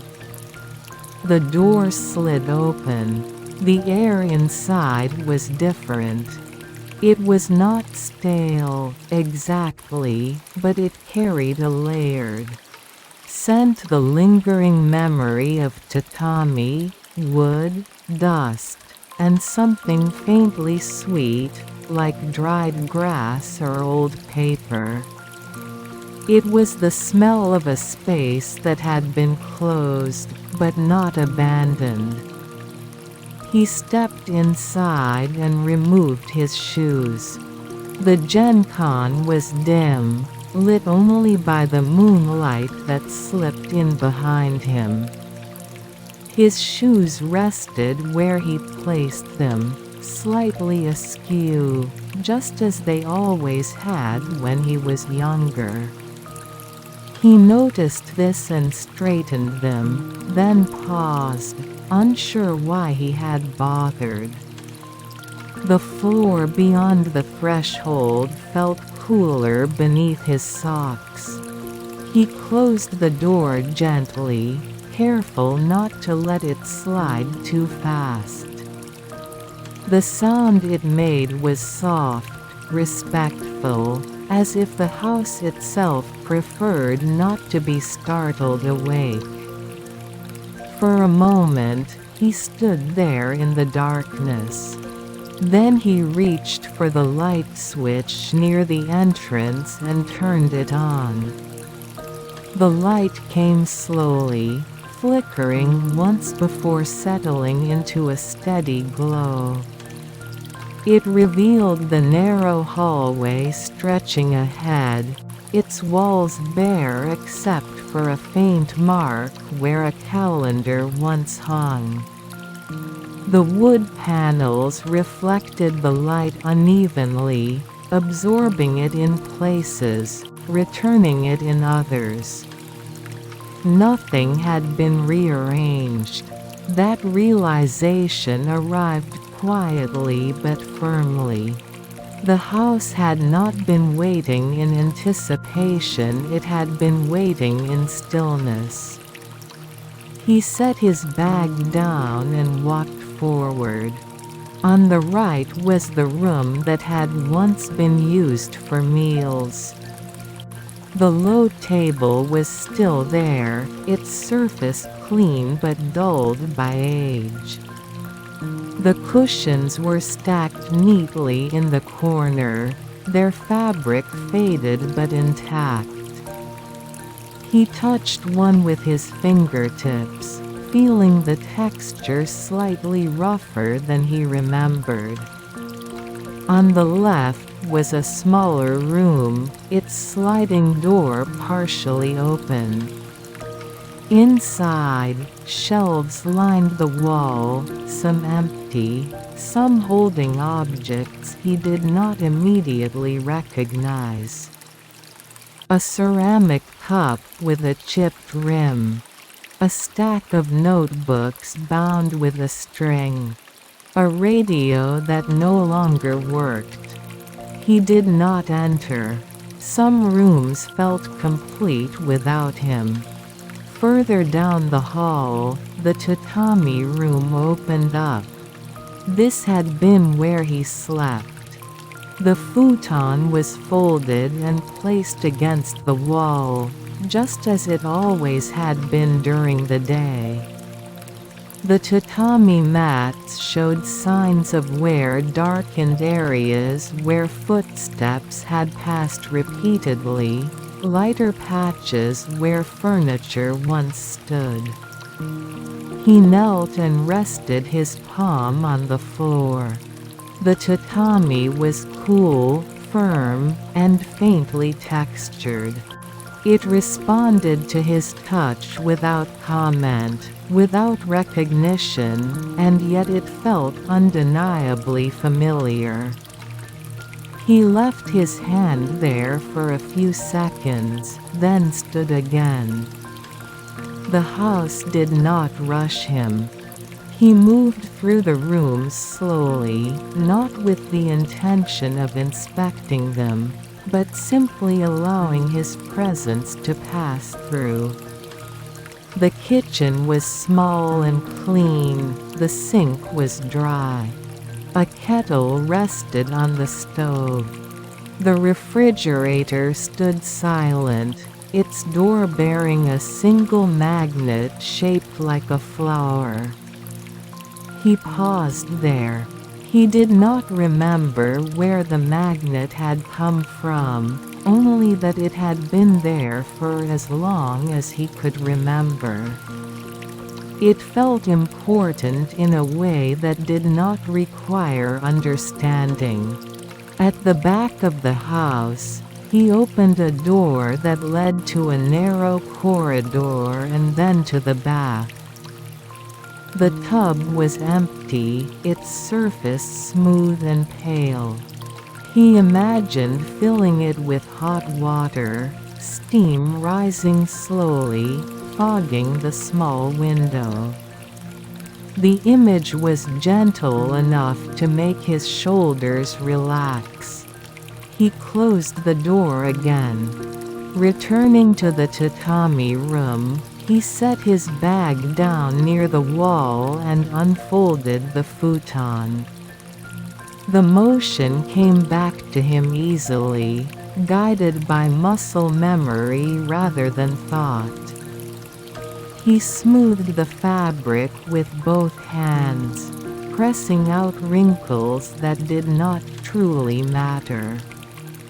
When he finished, he sat down. The room was quiet in a way that felt complete. No hum of electricity, no distant traffic, only the soft presence of the house and the night beyond it. He lay down. The ceiling was plain, unadorned, its surface marked by faint lines where wood met wood. He stared at it, tracing those lines with his eyes, just as he had done countless nights before. Some lines had changed, some had not. Time, it seemed, had been selective. From where he lay, he could see the edge of the window. Moonlight slipped in through the glass, settling on the floor in a pale rectangle. Dust motes drifted through it slowly, unhurried, as if they had nowhere else to be. He listened. At first, he heard nothing. Then, gradually, the town made itself known not through sound, exactly, but through absence. The absence of voices, the absence of engines, the absence of urgency. Somewhere, water continued to flow. Somewhere, the wind passed through leaves. Somewhere, a clock measured time that no one was watching. His breathing slowed. Thoughts came and went without weight. Memories surfaced but did not insist on being held. He let them pass, one by one, like clouds crossing the face of the moon. The house held him. It did not ask questions. It did not expect answers. It simply remained, offering its quiet as it always had. As his eyes grew heavy, he had the faint, almost comforting sense that the house was doing something it had done many nights before, keeping watch, remembering on his behalf. Allowing him to rest without needing to remember everything himself. Outside, the moon continued its slow journey across the sky.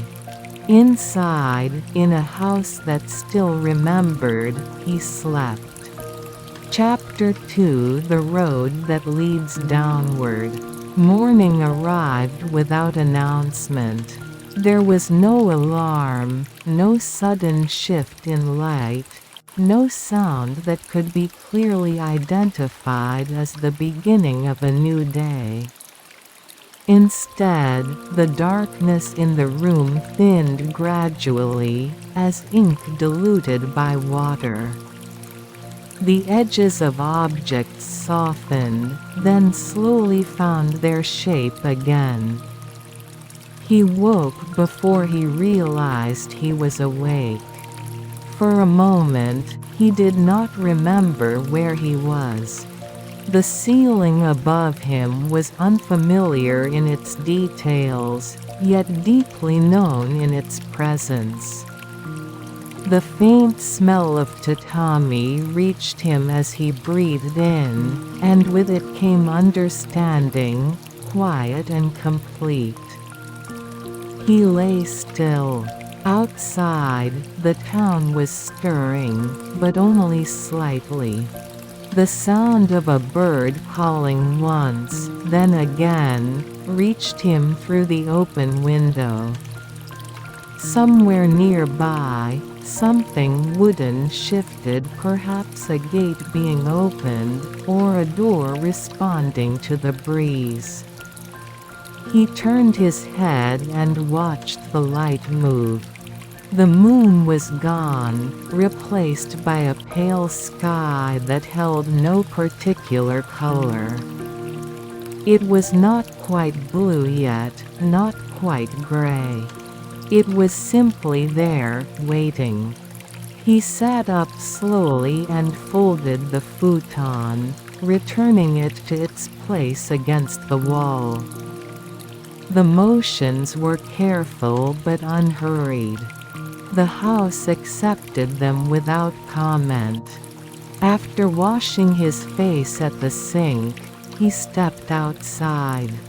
The air carried a faint chill, though the promise of warmth lingered beneath it. The yard looked smaller in daylight, more ordinary, but no less complete. Dew clung to the leaves of the tree, catching the light in small, fleeting points. He closed the gate behind him and stood for a moment, deciding where to go. The road sloped downward from the house, leading toward the center of town. He remembered this road well. It was the one he had walked most often, the one that carried him toward school, toward errands, toward days that felt long at the time and brief now. He began to walk. The road was narrow and quiet, its surface worn smooth by years of footsteps and bicycle tires. The houses along it were close together, their walls low, their gardens modest. A woman swept her front step with slow, deliberate movements, pausing when she noticed him. Their eyes met briefly. She did not smile, but she nodded once, a small acknowledgement that required no further exchange. He returned the gesture and continued. Further down, a cat sat on a low wall, its body curled but alert. It watched him pass with mild interest, then looked away, as if satisfied with its observation. He passed a mailbox painted red, its surface chipped. A pair of shoes rested neatly outside a door. Laundry hung from a balcony, moving gently in the breeze. The town revealed itself in fragments. As he walked, he became aware of the sound of his footsteps, steady and soft. They matched the rhythm of his breathing, and soon he found himself counting neither. At the bottom of the slope, the road widened slightly, opening into a small intersection. A vending machine stood there, humming quietly, its lights bright even in the growing daylight. He stopped and looked at it. It was not the same machine that had been there before. This one was newer, its surface clean, its selection carefully arranged.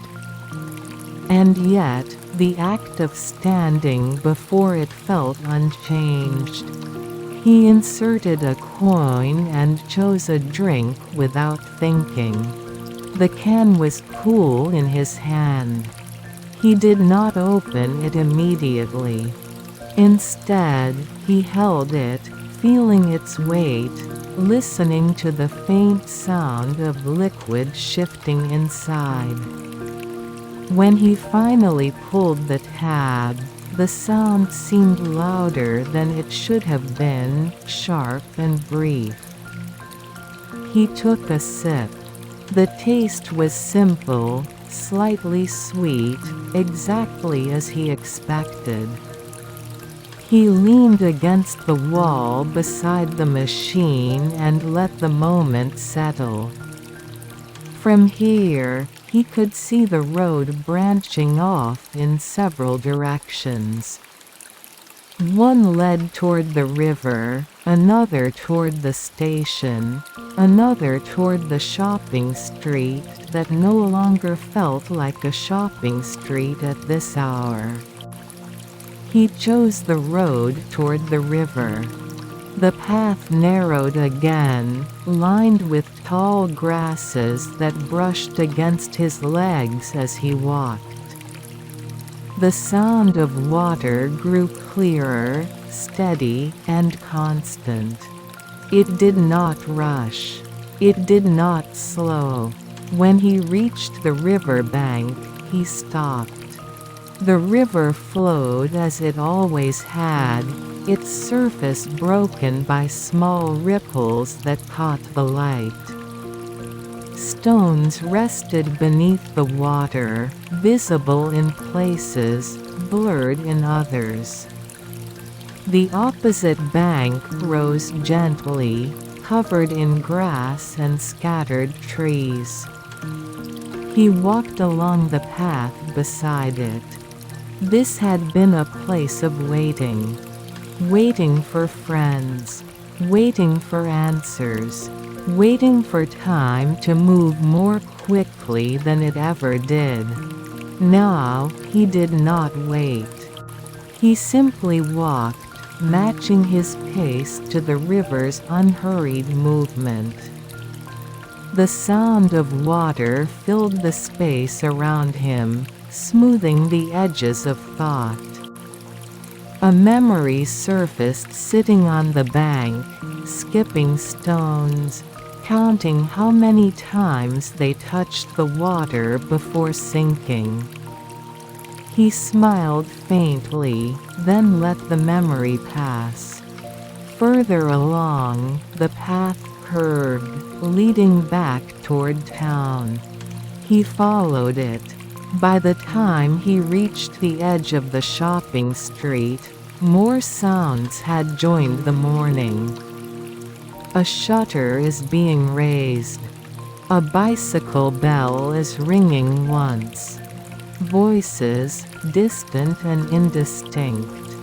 The street itself was narrow, its buildings close, their signs faded. Some shops were open, their doors sliding back to reveal dim interiors. Others remained closed, their shutters marked with years of use. He walked slowly, reading the signs without fully processing them. A bakery, a stationery shop, a store that sold nothing in particular and everything at once. At the end of the street, he stopped. Ahead lay the school road. He had not planned to go there. And yet, standing at the edge of it, he felt no resistance, only a gentle pull, like a tide that did not demand but suggested. He stood there, holding the empty can in his hand, listening to the town settle into its day. The road sloped upward this time. He had gone down before. Now, he would go up. Chapter 3 The School Road at an unhurried hour. The school road was quieter than he remembered. It rose gently from the edge of the shopping street, bordered by a low fence on one side and a line of trees on the other. The pavement was narrow but well kept, its surface marked with faint lines that guided those who walked it daily without conscious thought. He stepped onto it and began to climb. In the past, this road had been filled with sound footsteps overlapping, voices calling out, laughter breaking suddenly into silence. Now, it held only traces of those things, like impressions left on soft ground long after the weight had been lifted. A child passed him on a bicycle, moving slowly, carefully. They did not look at him, focused instead on maintaining balance, on the simple task of moving forward. He watched them go, the small sound of the tires fading into the distance. The trees lining the road were taller than he remembered.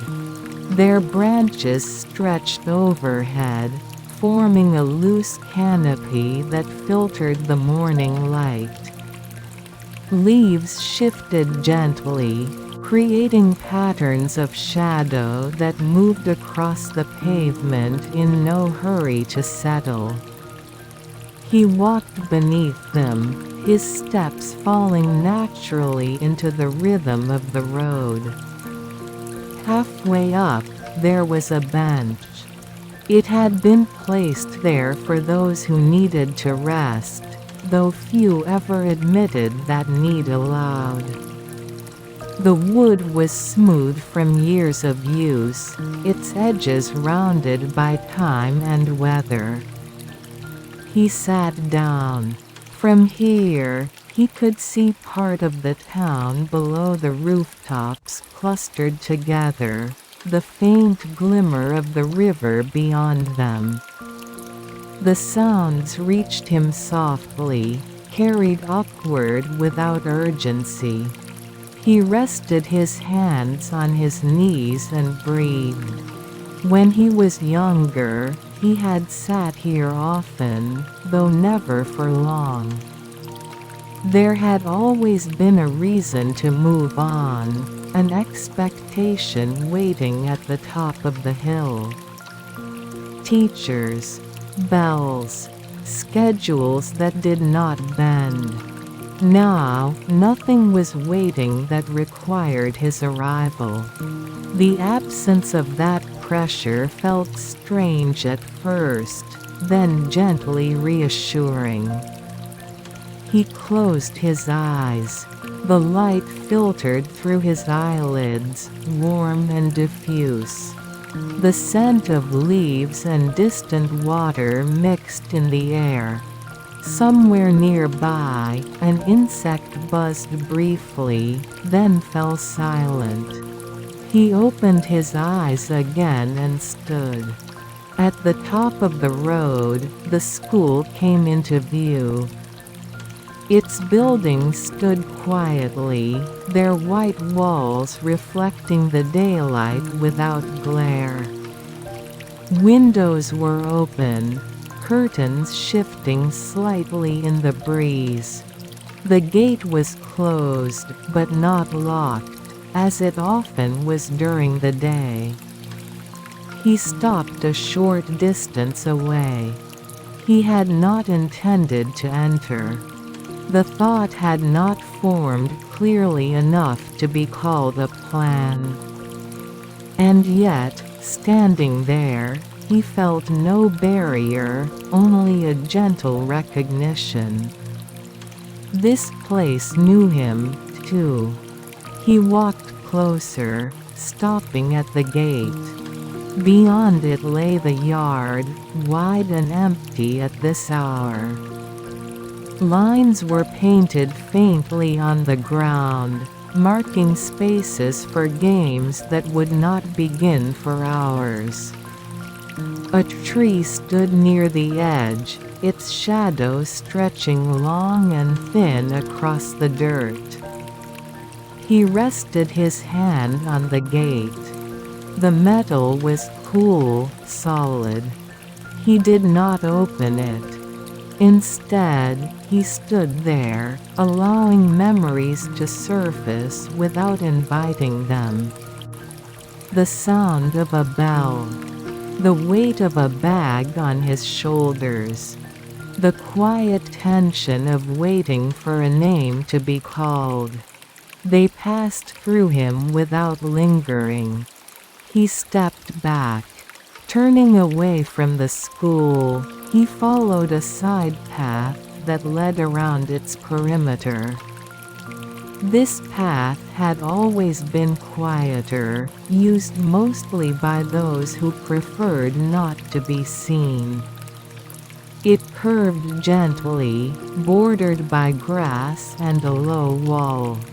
At the end of it, the town opened again. Here, the houses were fewer and spaced farther apart.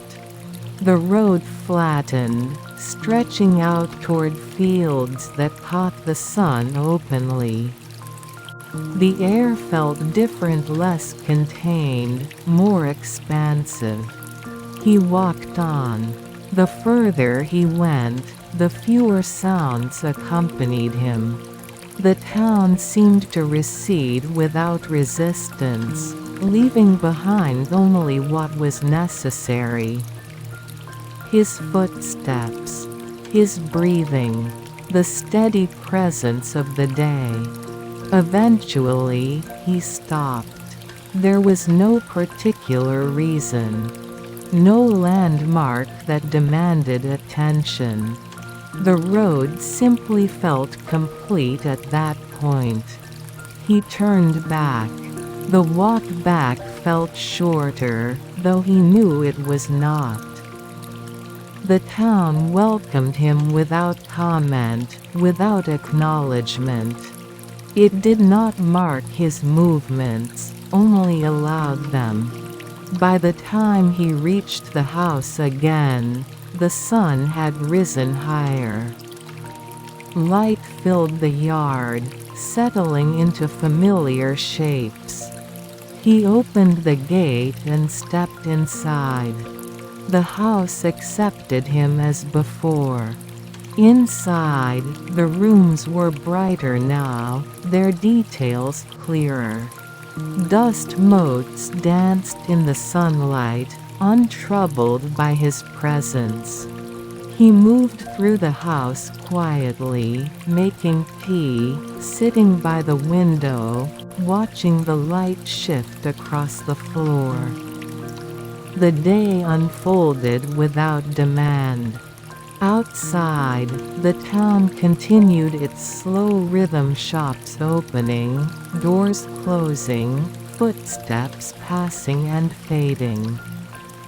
Inside, time moved differently, measured not by hours but by moments that did not need names.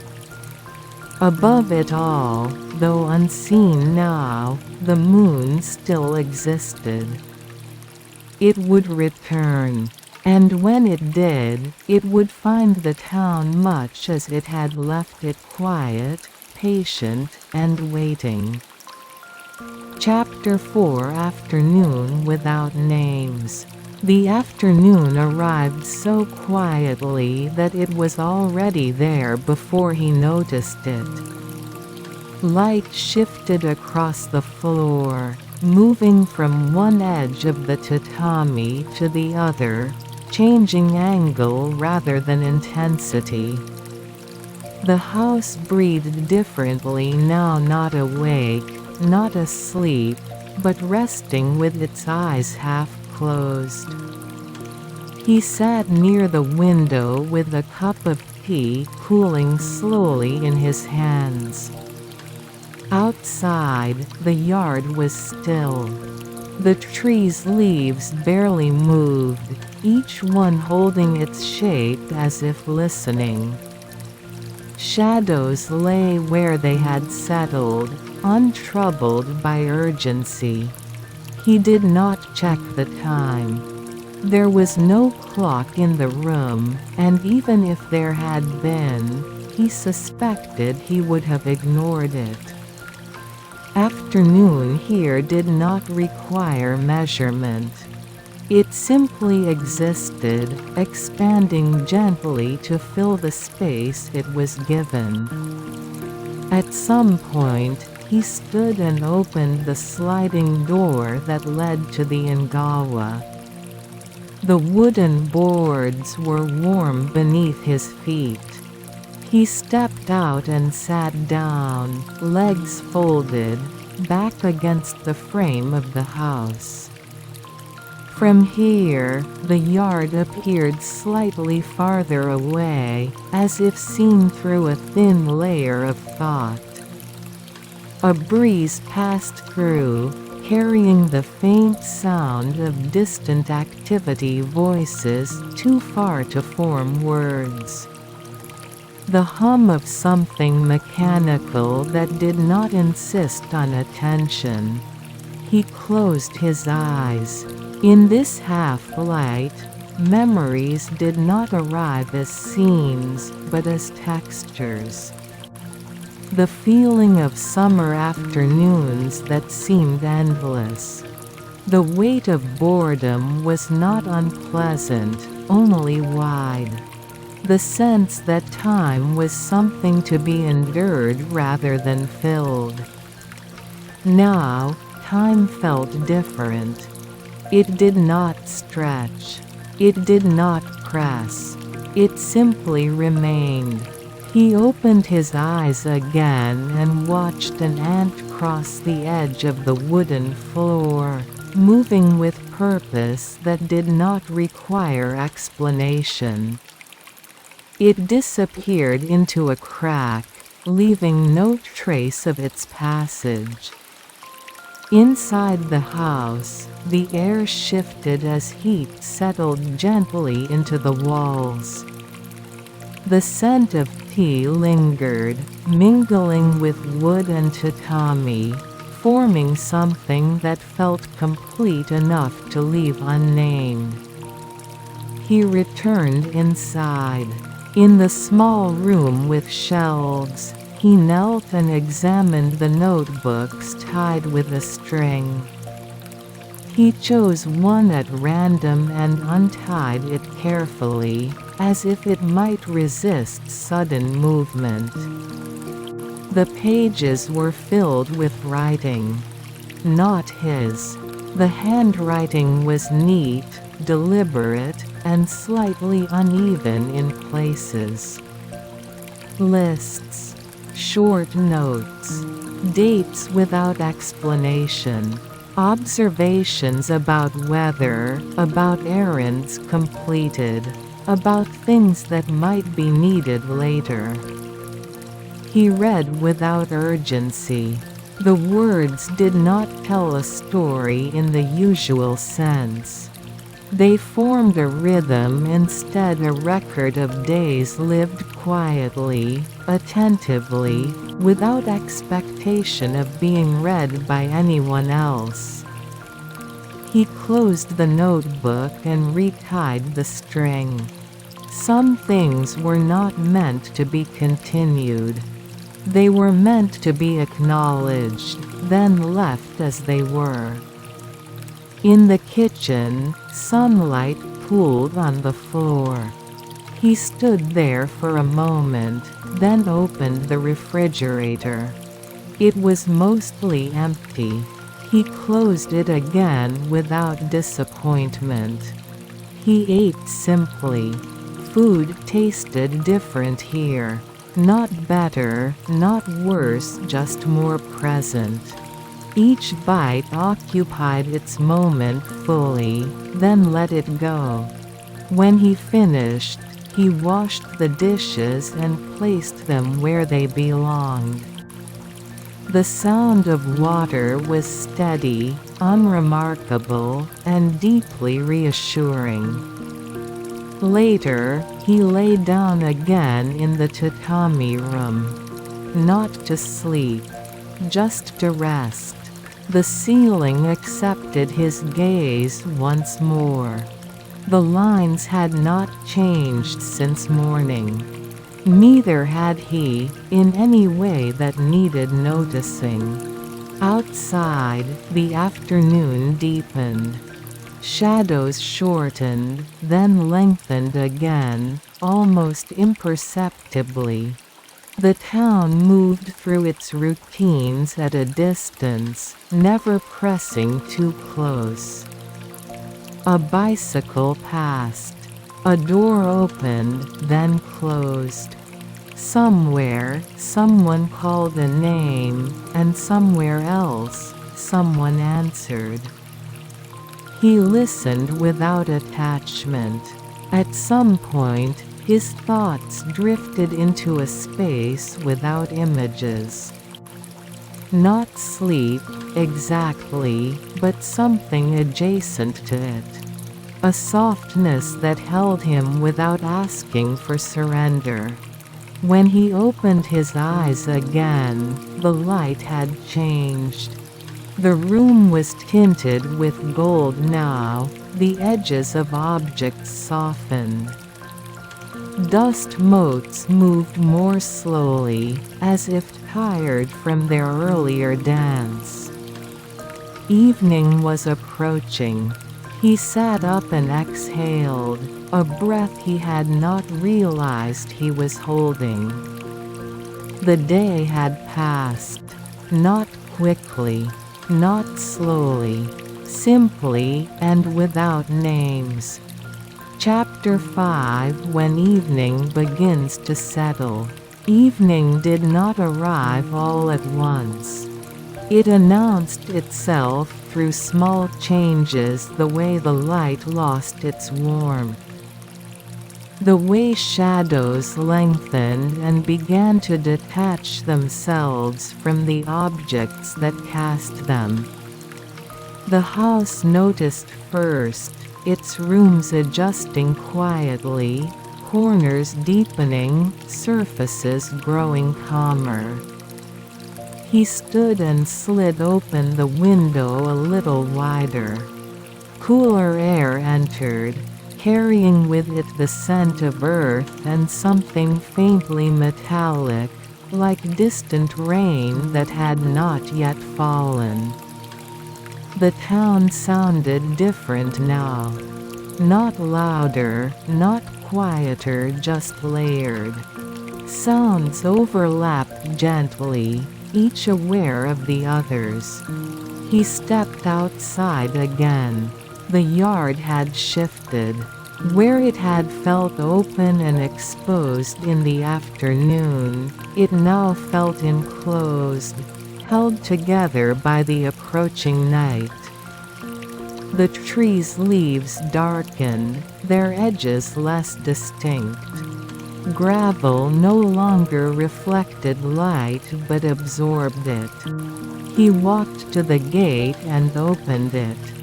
The road beyond was familiar in a different way now, transformed by the lowering sun. The slope downward seemed gentler, the distance shorter. He began to walk, hands in his pockets, pace unmeasured.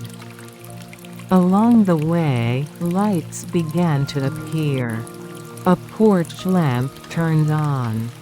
A window glowed briefly, then dimmed. The vending machine at the intersection shone steadily, unchanged, indifferent to the hour.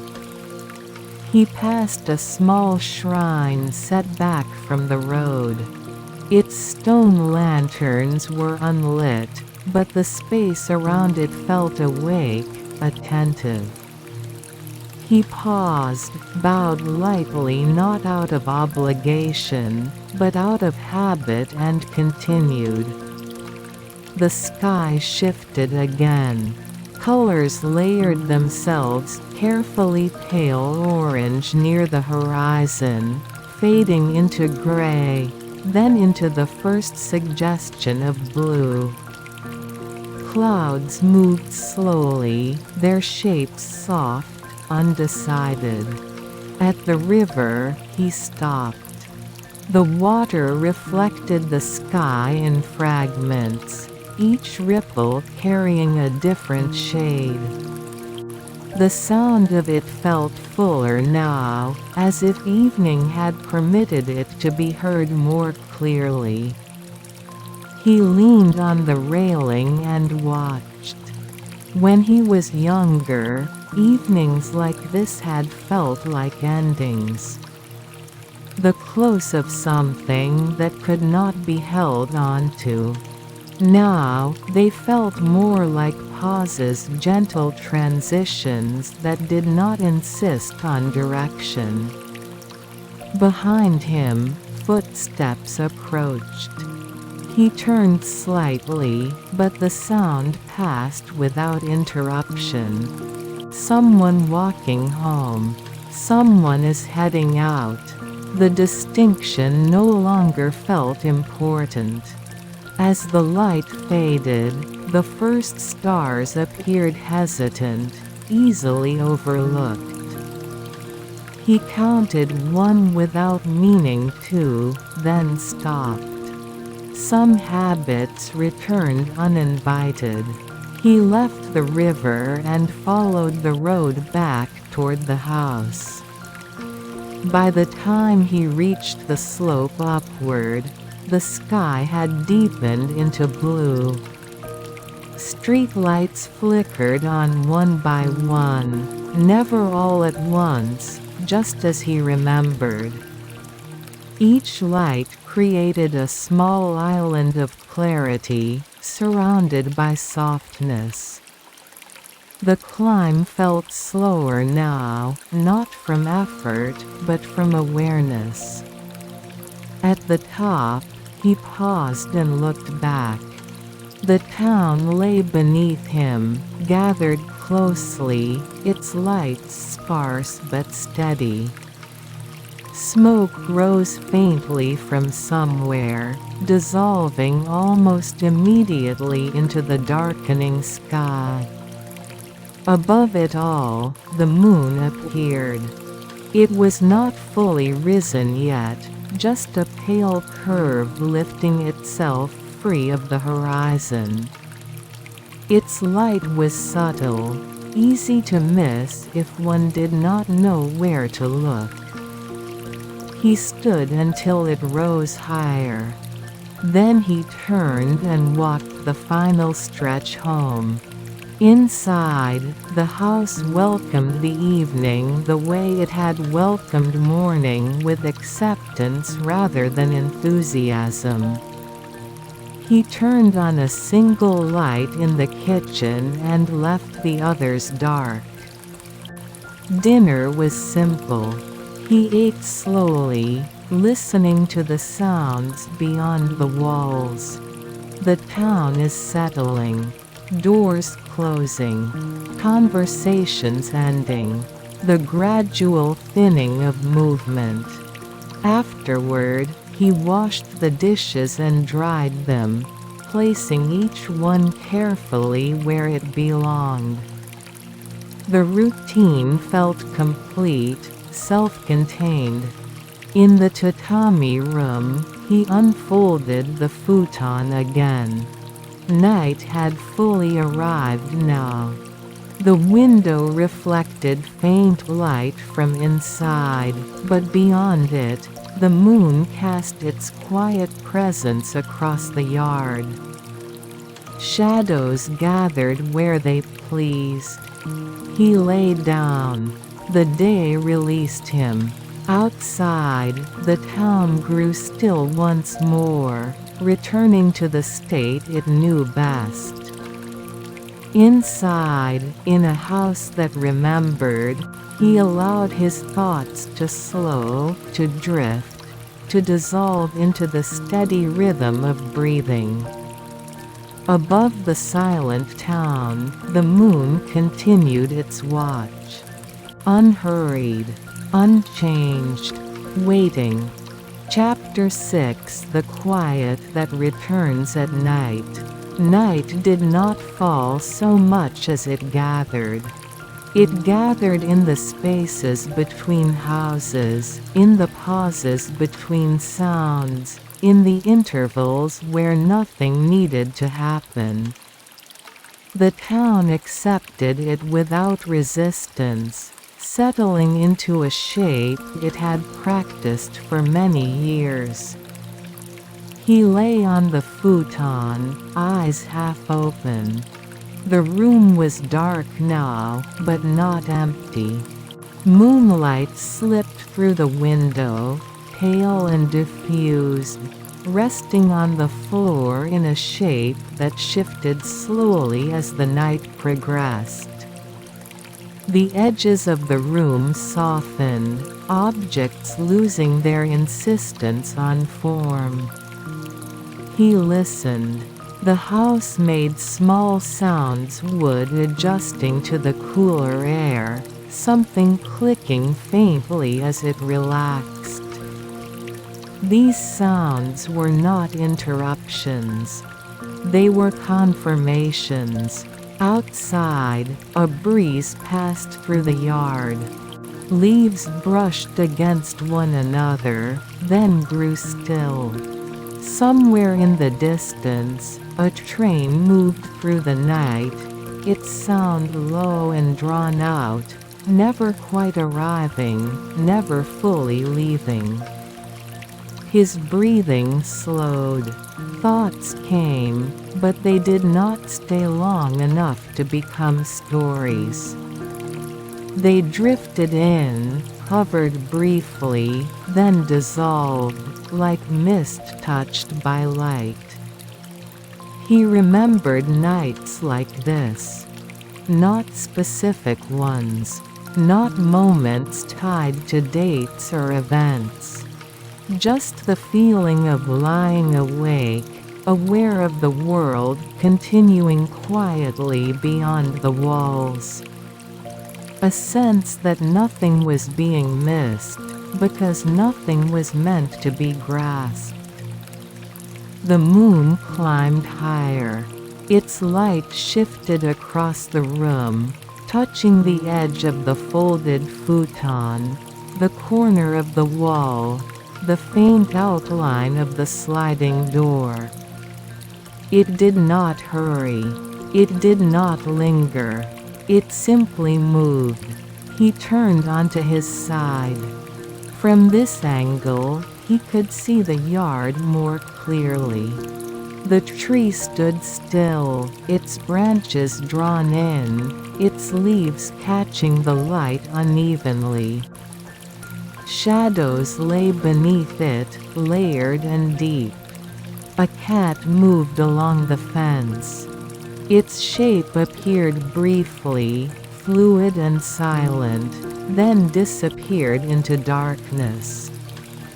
The moment felt complete without needing acknowledgement. He closed his eyes. Sleep did not come immediately. Instead, there was a space, a gentle interval where awareness softened but did not vanish. In that space, the town seemed closer, not louder, but more present. As if the distance between inside and outside had thinned. Somewhere, a clock marked the hour. The sound was faint, irregular, and easy to miss. It did not announce time so much as remind it to keep moving. He exhaled. The house held the warmth of the day, releasing it slowly. The tatami beneath him was firm and steady, offering support without demand. The futon cradled his weight, familiar and unremarkable in the best way. Sleep approached from the edges. It did not arrive with certainty. It brushed against him lightly, testing whether he was ready to let go. He did not resist. He did not invite it either. He simply remained. Outside, the town reached its deepest quiet. The lights went out one by one. Movement ceased. Even the wind seemed to pause, as if listening for something that would not come. Above it all, the moon reached its height.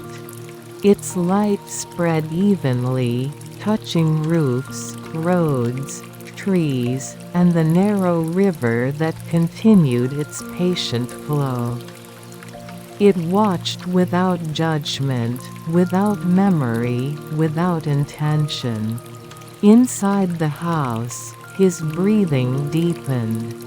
The space between breaths lengthened, widened, softened. Thoughts dissolved entirely now, leaving only sensation: the coolness of air, the steadiness of the floor, the distant presence of water and sky. Sleep arrived. not as a boundary crossed, but as a gradual fading, like sound dissolving into silence. Awareness slipped away without resistance, without ceremony. The town remained. The house remembered. The moon stayed. And in that quiet alignment, nothing more was required. Chapter 7: Dreams that do not insist. The dream did not begin. It was already there. There was no moment he could later point to and say, "This is where it started." Instead, awareness thinned gently, like fabric worn soft by years of use, until it no longer held a clear boundary between waking and sleep. He was walking. Or perhaps he had always been walking. The road beneath his feet was familiar but unnamed.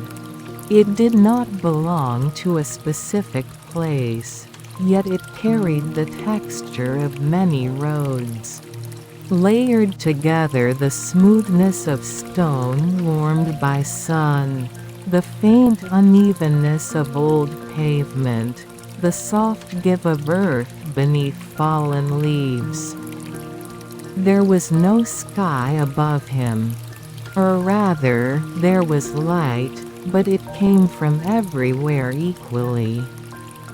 It did not cast shadows. It did not demand direction. He moved without effort.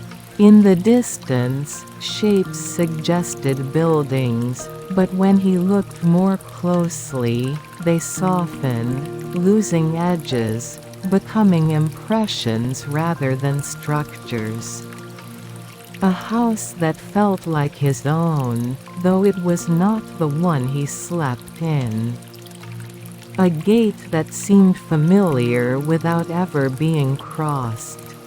The air was still. Not heavy, not thin, simply present.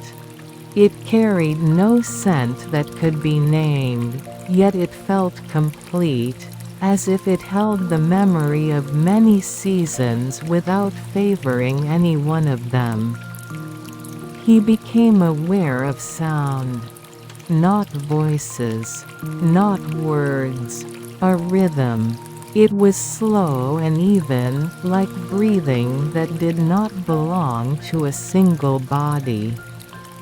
Like the town itself, resting in a deeper state than sleep, continuing its quiet existence beyond observation. He followed the sound. The road curved gently, leading him toward a space that opened without warning. There was water there, not a river exactly, not a pond. Its surface was smooth, reflecting light that had no source. He stood at its edge. When he looked into it, he did not see his reflection. Instead, he saw movement, shadows passing slowly, shapes that suggested moments rather than images. A bicycle leaning against a wall. A sliding door is half open. Steam rising and disappearing. They did not ask to be remembered. They appeared, then faded, replaced by others just as quietly. He knelt and touched the surface. The water did not ripple.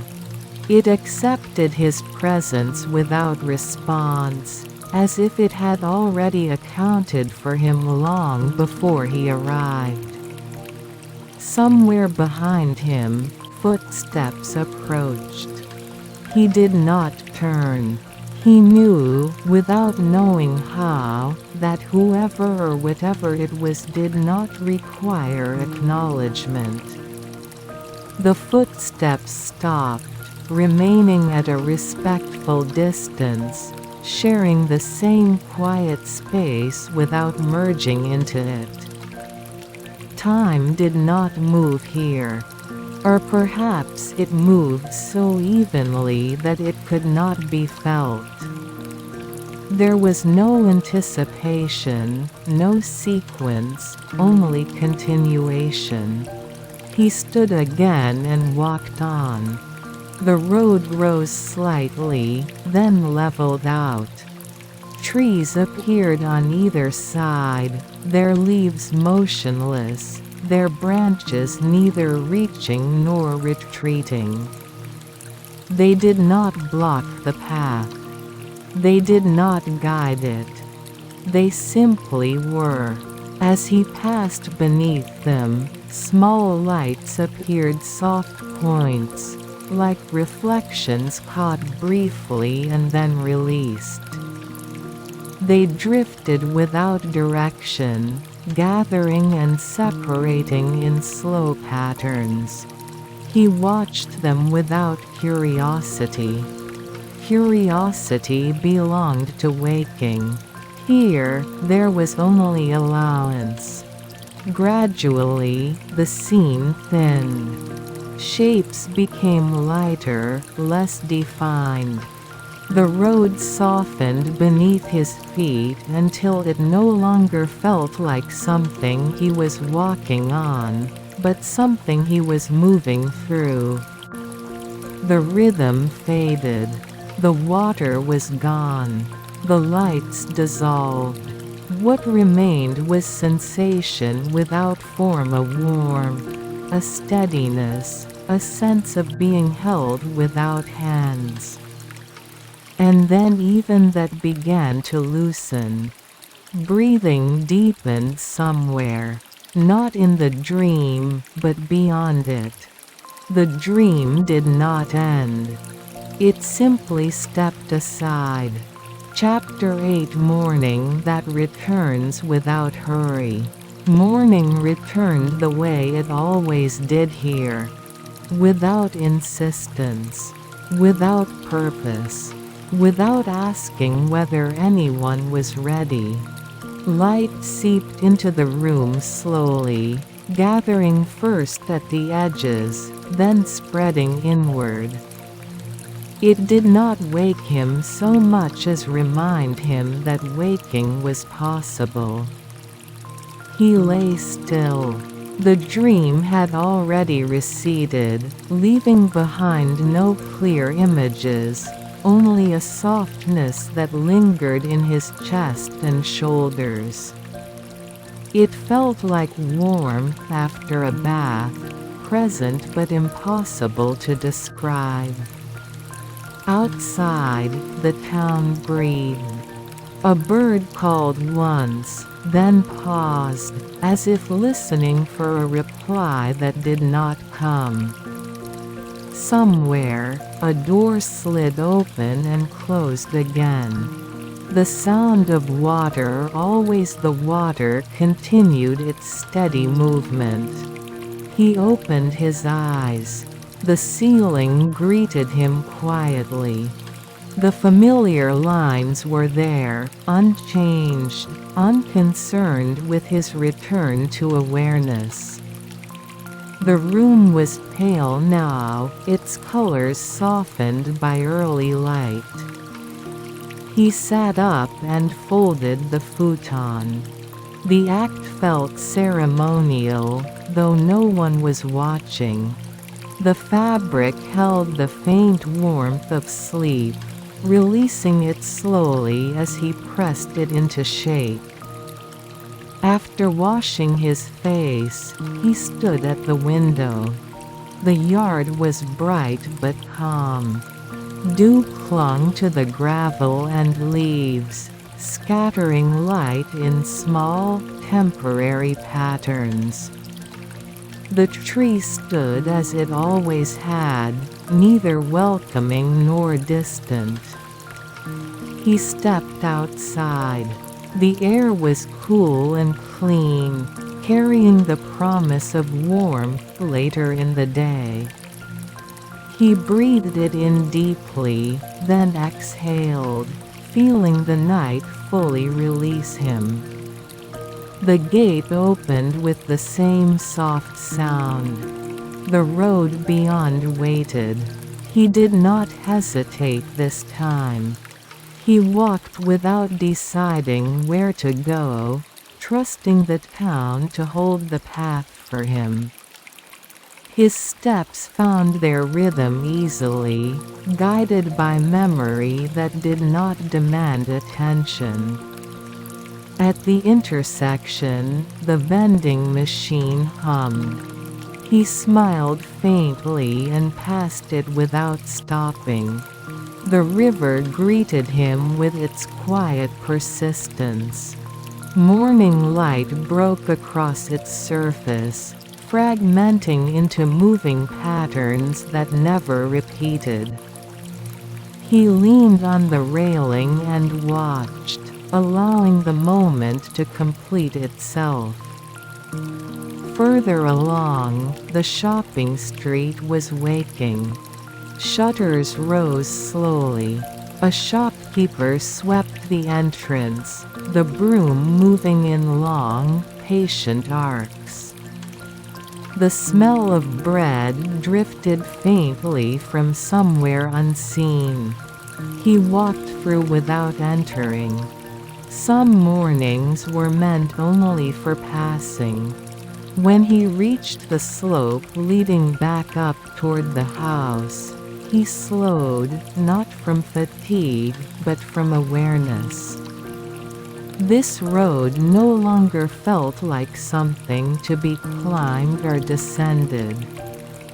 It simply existed, connecting places without comment. Back in the yard, the house waited.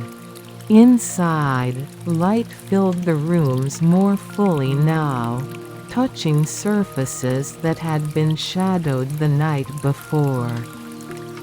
Dust motes drifted lazily, untroubled by time. He made tea again and sat where the sun reached the floor. The day stretched ahead, unmarked. There were no plans that needed keeping. No tasks that insisted on completion. The town did not measure worth by productivity, and the house did not ask for proof of presence. He sipped the tea slowly. Morning settled, not as a beginning, but as a continuation of the night, of the dream, of the quiet that threaded everything together. Above the town, unseen but unchanged, the moon had already moved on, making space for the sun without resistance. And in that exchange, gentle and unremarkable, the day found its shape.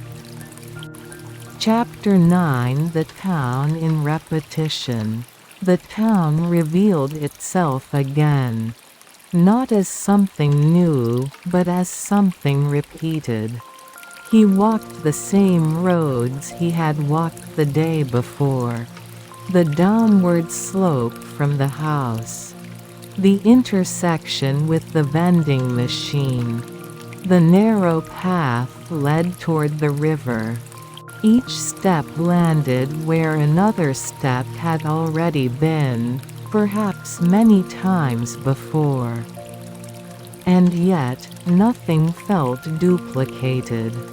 The light was different. It fell at a slightly altered angle, touching walls and leaves in places it had not touched yesterday. Shadows shifted accordingly, forming new shapes out of familiar lines. He noticed small things, a crack in the pavement he had not seen before, a plant growing stubbornly at the base of a fence, a wind chime hanging from a porch, unmoving until the breeze found it. The sound it made was brief and clear. He stopped and listened until it faded. Repetition, he realized, was not sameness. It was permission to see again without expectation, to notice without the pressure of novelty. At the river, the water moved as it always did. And yet, the surface was darker today, reflecting clouds that had not been there before. A bird stood near the bank, still enough to appear unreal, then suddenly lifted into the air, leaving only ripples behind. He leaned on the railing, resting his arms, watching the water complete itself over and over again. There was comfort in this. Not the comfort of certainty, but the comfort of continuity. The sense that things could remain without stagnating, could change without announcing themselves. He walked back toward town. On the shopping street, he passed the same shops. Some were open now, their interiors brighter. A woman stood arranging items near the entrance of a store that sold stationery and small, careful objects. She glanced up briefly, then returned to her task. They did not greet each other. They did not need to. Further along, a bicycle leaned against a wall in the same place as yesterday. Or perhaps it only felt the same. He did not stop to confirm. At the end of the street, he hesitated. The school road rose gently before him.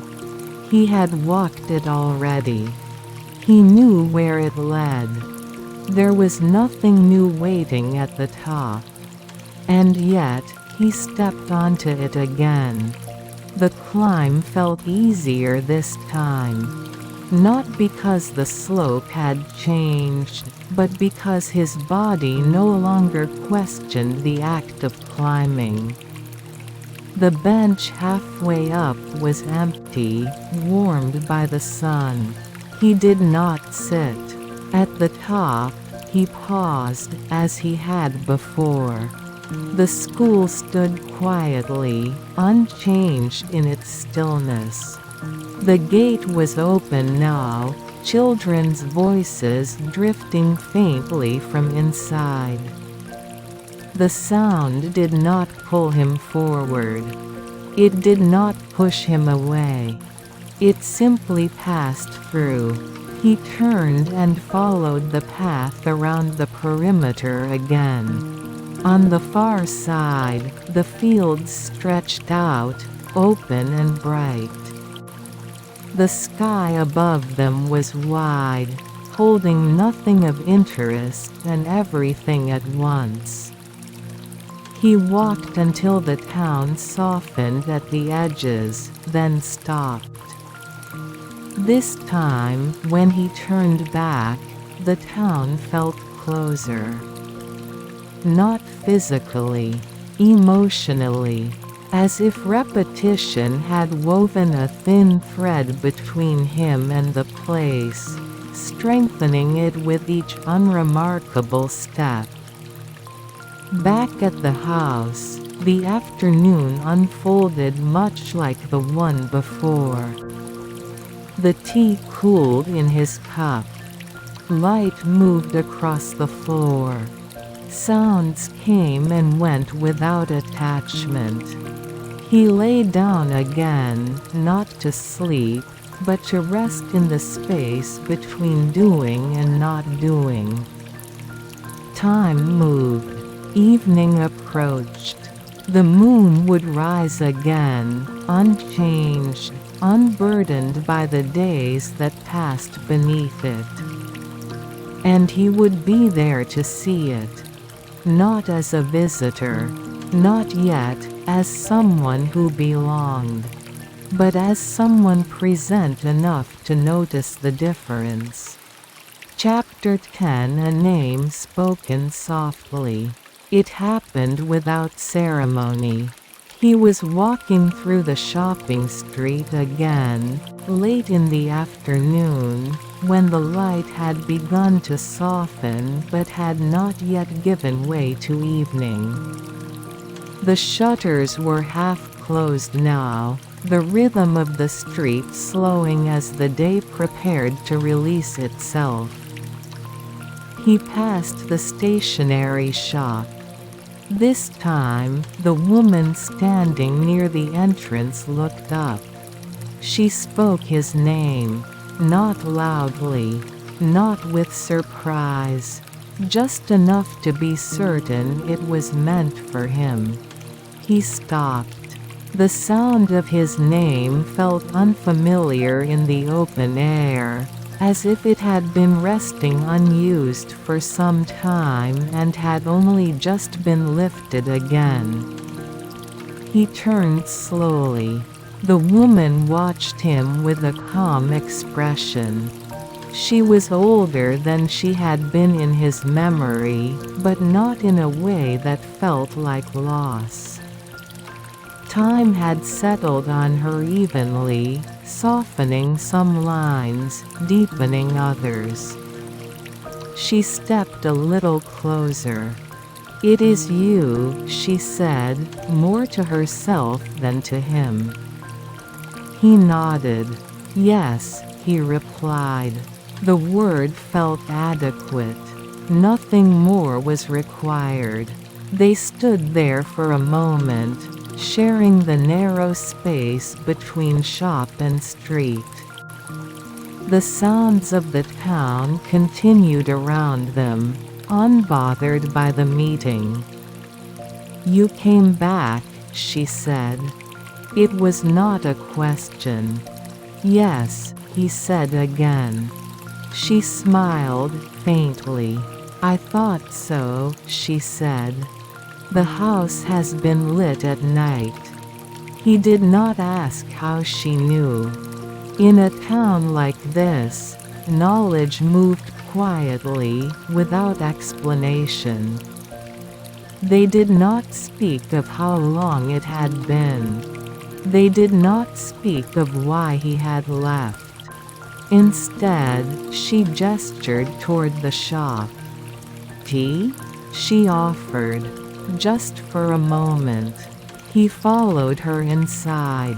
The shop was small and orderly, shelves lined with notebooks, pens, envelopes, objects that existed to hold thoughts or send them elsewhere. The air smelled faintly of paper and wood. They sat at a small table near the back. She poured tea with steady hands, the steam rising briefly before disappearing. The cups were mismatched, chosen without concern for symmetry. They drank. Silence settled between them easily, shaped by years of familiarity that did not require maintenance. Outside, footsteps passed, voices rose and fell. "You walk the town the same way," she said eventually. He looked at her. "The same pauses," she added. "The same roads." He considered this. "Some things remember," she continued, gently. "You don't have to hold everything yourself." He nodded. The words felt true without needing confirmation. When the tea was finished, they stood. She did not ask how long he would stay. He did not promise anything. At the door, she spoke his name again. This time, it felt lighter. He stepped back into the street. Evening had begun to settle, the sky deepening, the air cooling. The sound of his name lingered briefly, then dissolved into the rhythm of the town. He walked home. Above the rooftops, the moon was already rising. Chapter 11 Staying Without Deciding. Night settled more slowly than he expected.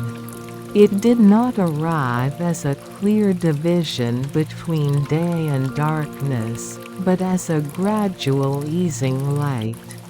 Loosening its hold, sounds thinning, movement finding places to rest. The town slipped into evening the way one slips into a familiar coat. He walked the road back to the house with unmeasured steps. The street lights were on now, their glow steady and soft. Moths gathered near them, drifting in loose patterns that never quite repeated. He passed through their shadows without disturbing them. At the slope, he paused. Below him, the town lay gathered, its lights scattered, uneven, human. Somewhere among them, the stationery shop was closing for the night. Somewhere else, a kettle was being set on a stove. Somewhere, someone was listening to the radio at low volume. He did not feel the need to locate these places precisely. It was enough to know they existed. At the top of the hill, the gate creaked softly as he opened it. The yard greeted him with darkness shaped by moonlight. The tree stood in partial shadow, its leaves catching pale light at the edges. Inside, the house felt warmer now. He turned on a single lamp and left the rest of the rooms dark. The circle of light it created was small but complete, holding just enough space for him to move without effort. He ate simply, as he had the night before. The rhythm of washing dishes followed water, porcelain, quiet. Each sound arrived, completed itself, and faded. Nothing lingered longer than necessary. Later, he sat by the window. The moon was higher now, its presence more defined, though still gentle. Its light rested on the yard, the road beyond the gate, the low wall at the edge of the property. It did not search. It did not judge. He thought, briefly, of leaving. Not as a plan. Not as a decision. Just as a possibility, existing alongside all the others. The train station would still be there. The tracks would still lead outward. The town would not close behind him. The thought passed without weight. He thought, briefly, of staying. Not forever. Not in promise. Just in continuation. Another morning. Another walk. Another evening settling into place. That thought, too, passed. He realized then that deciding was not required. The town did not ask for commitment. The house did not ask for an explanation. Even the moon, steady above it all, did not ask to be watched. Staying, for now, was simply what was happening. He unfolded the futon and lay down. The room was darker tonight, the moonlight more restrained. Shadows gathered in familiar places, leaving the center calm and open. He breathed. Outside, the town moved toward its deepest quiet. The lights went out. Sounds softened. The distance increased between one moment and the next. Sleep approached gently, not as an escape, not as a conclusion, just as another state the body knew how to enter without instruction. As his awareness faded, there was no sense of holding on, and no sense of letting go. Only the steady presence of the night, the house, and the town continues without demand. Above the silent town, the moon remained. Waiting.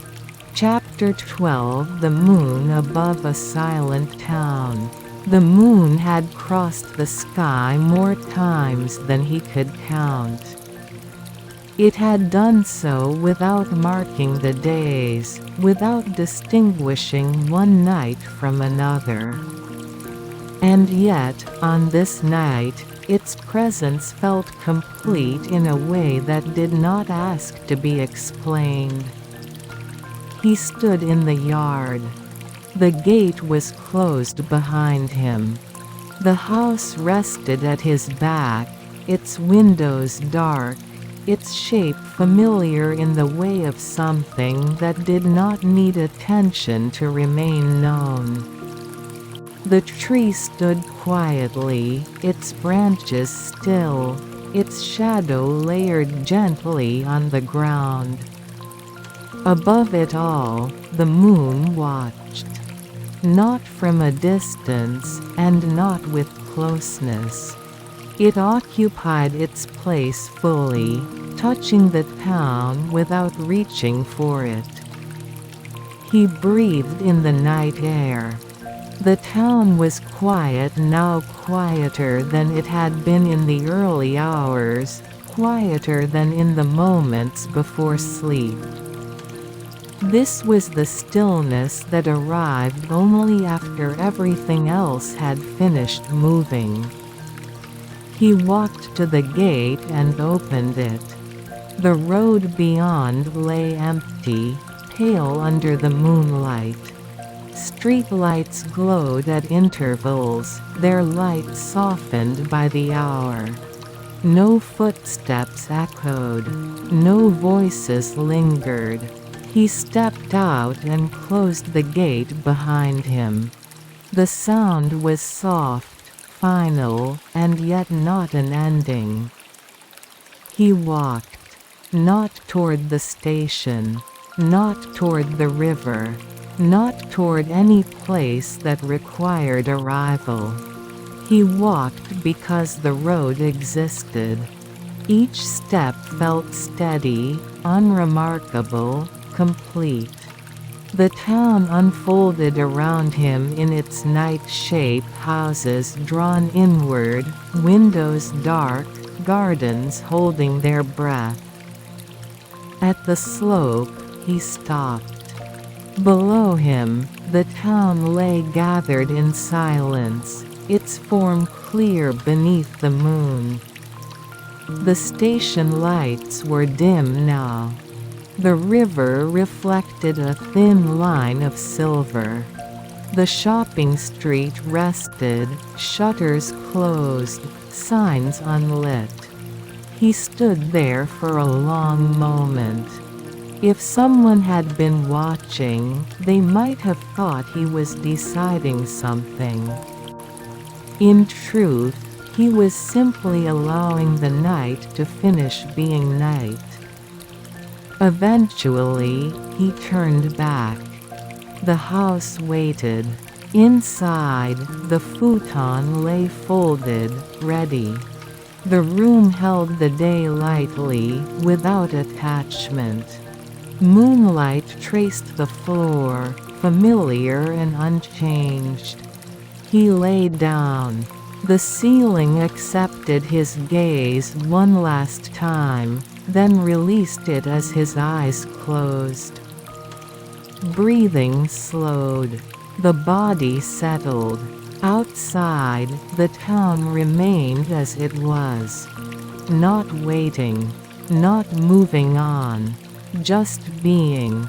Above it, the moon continued its quiet passage, indifferent to beginnings and endings alike.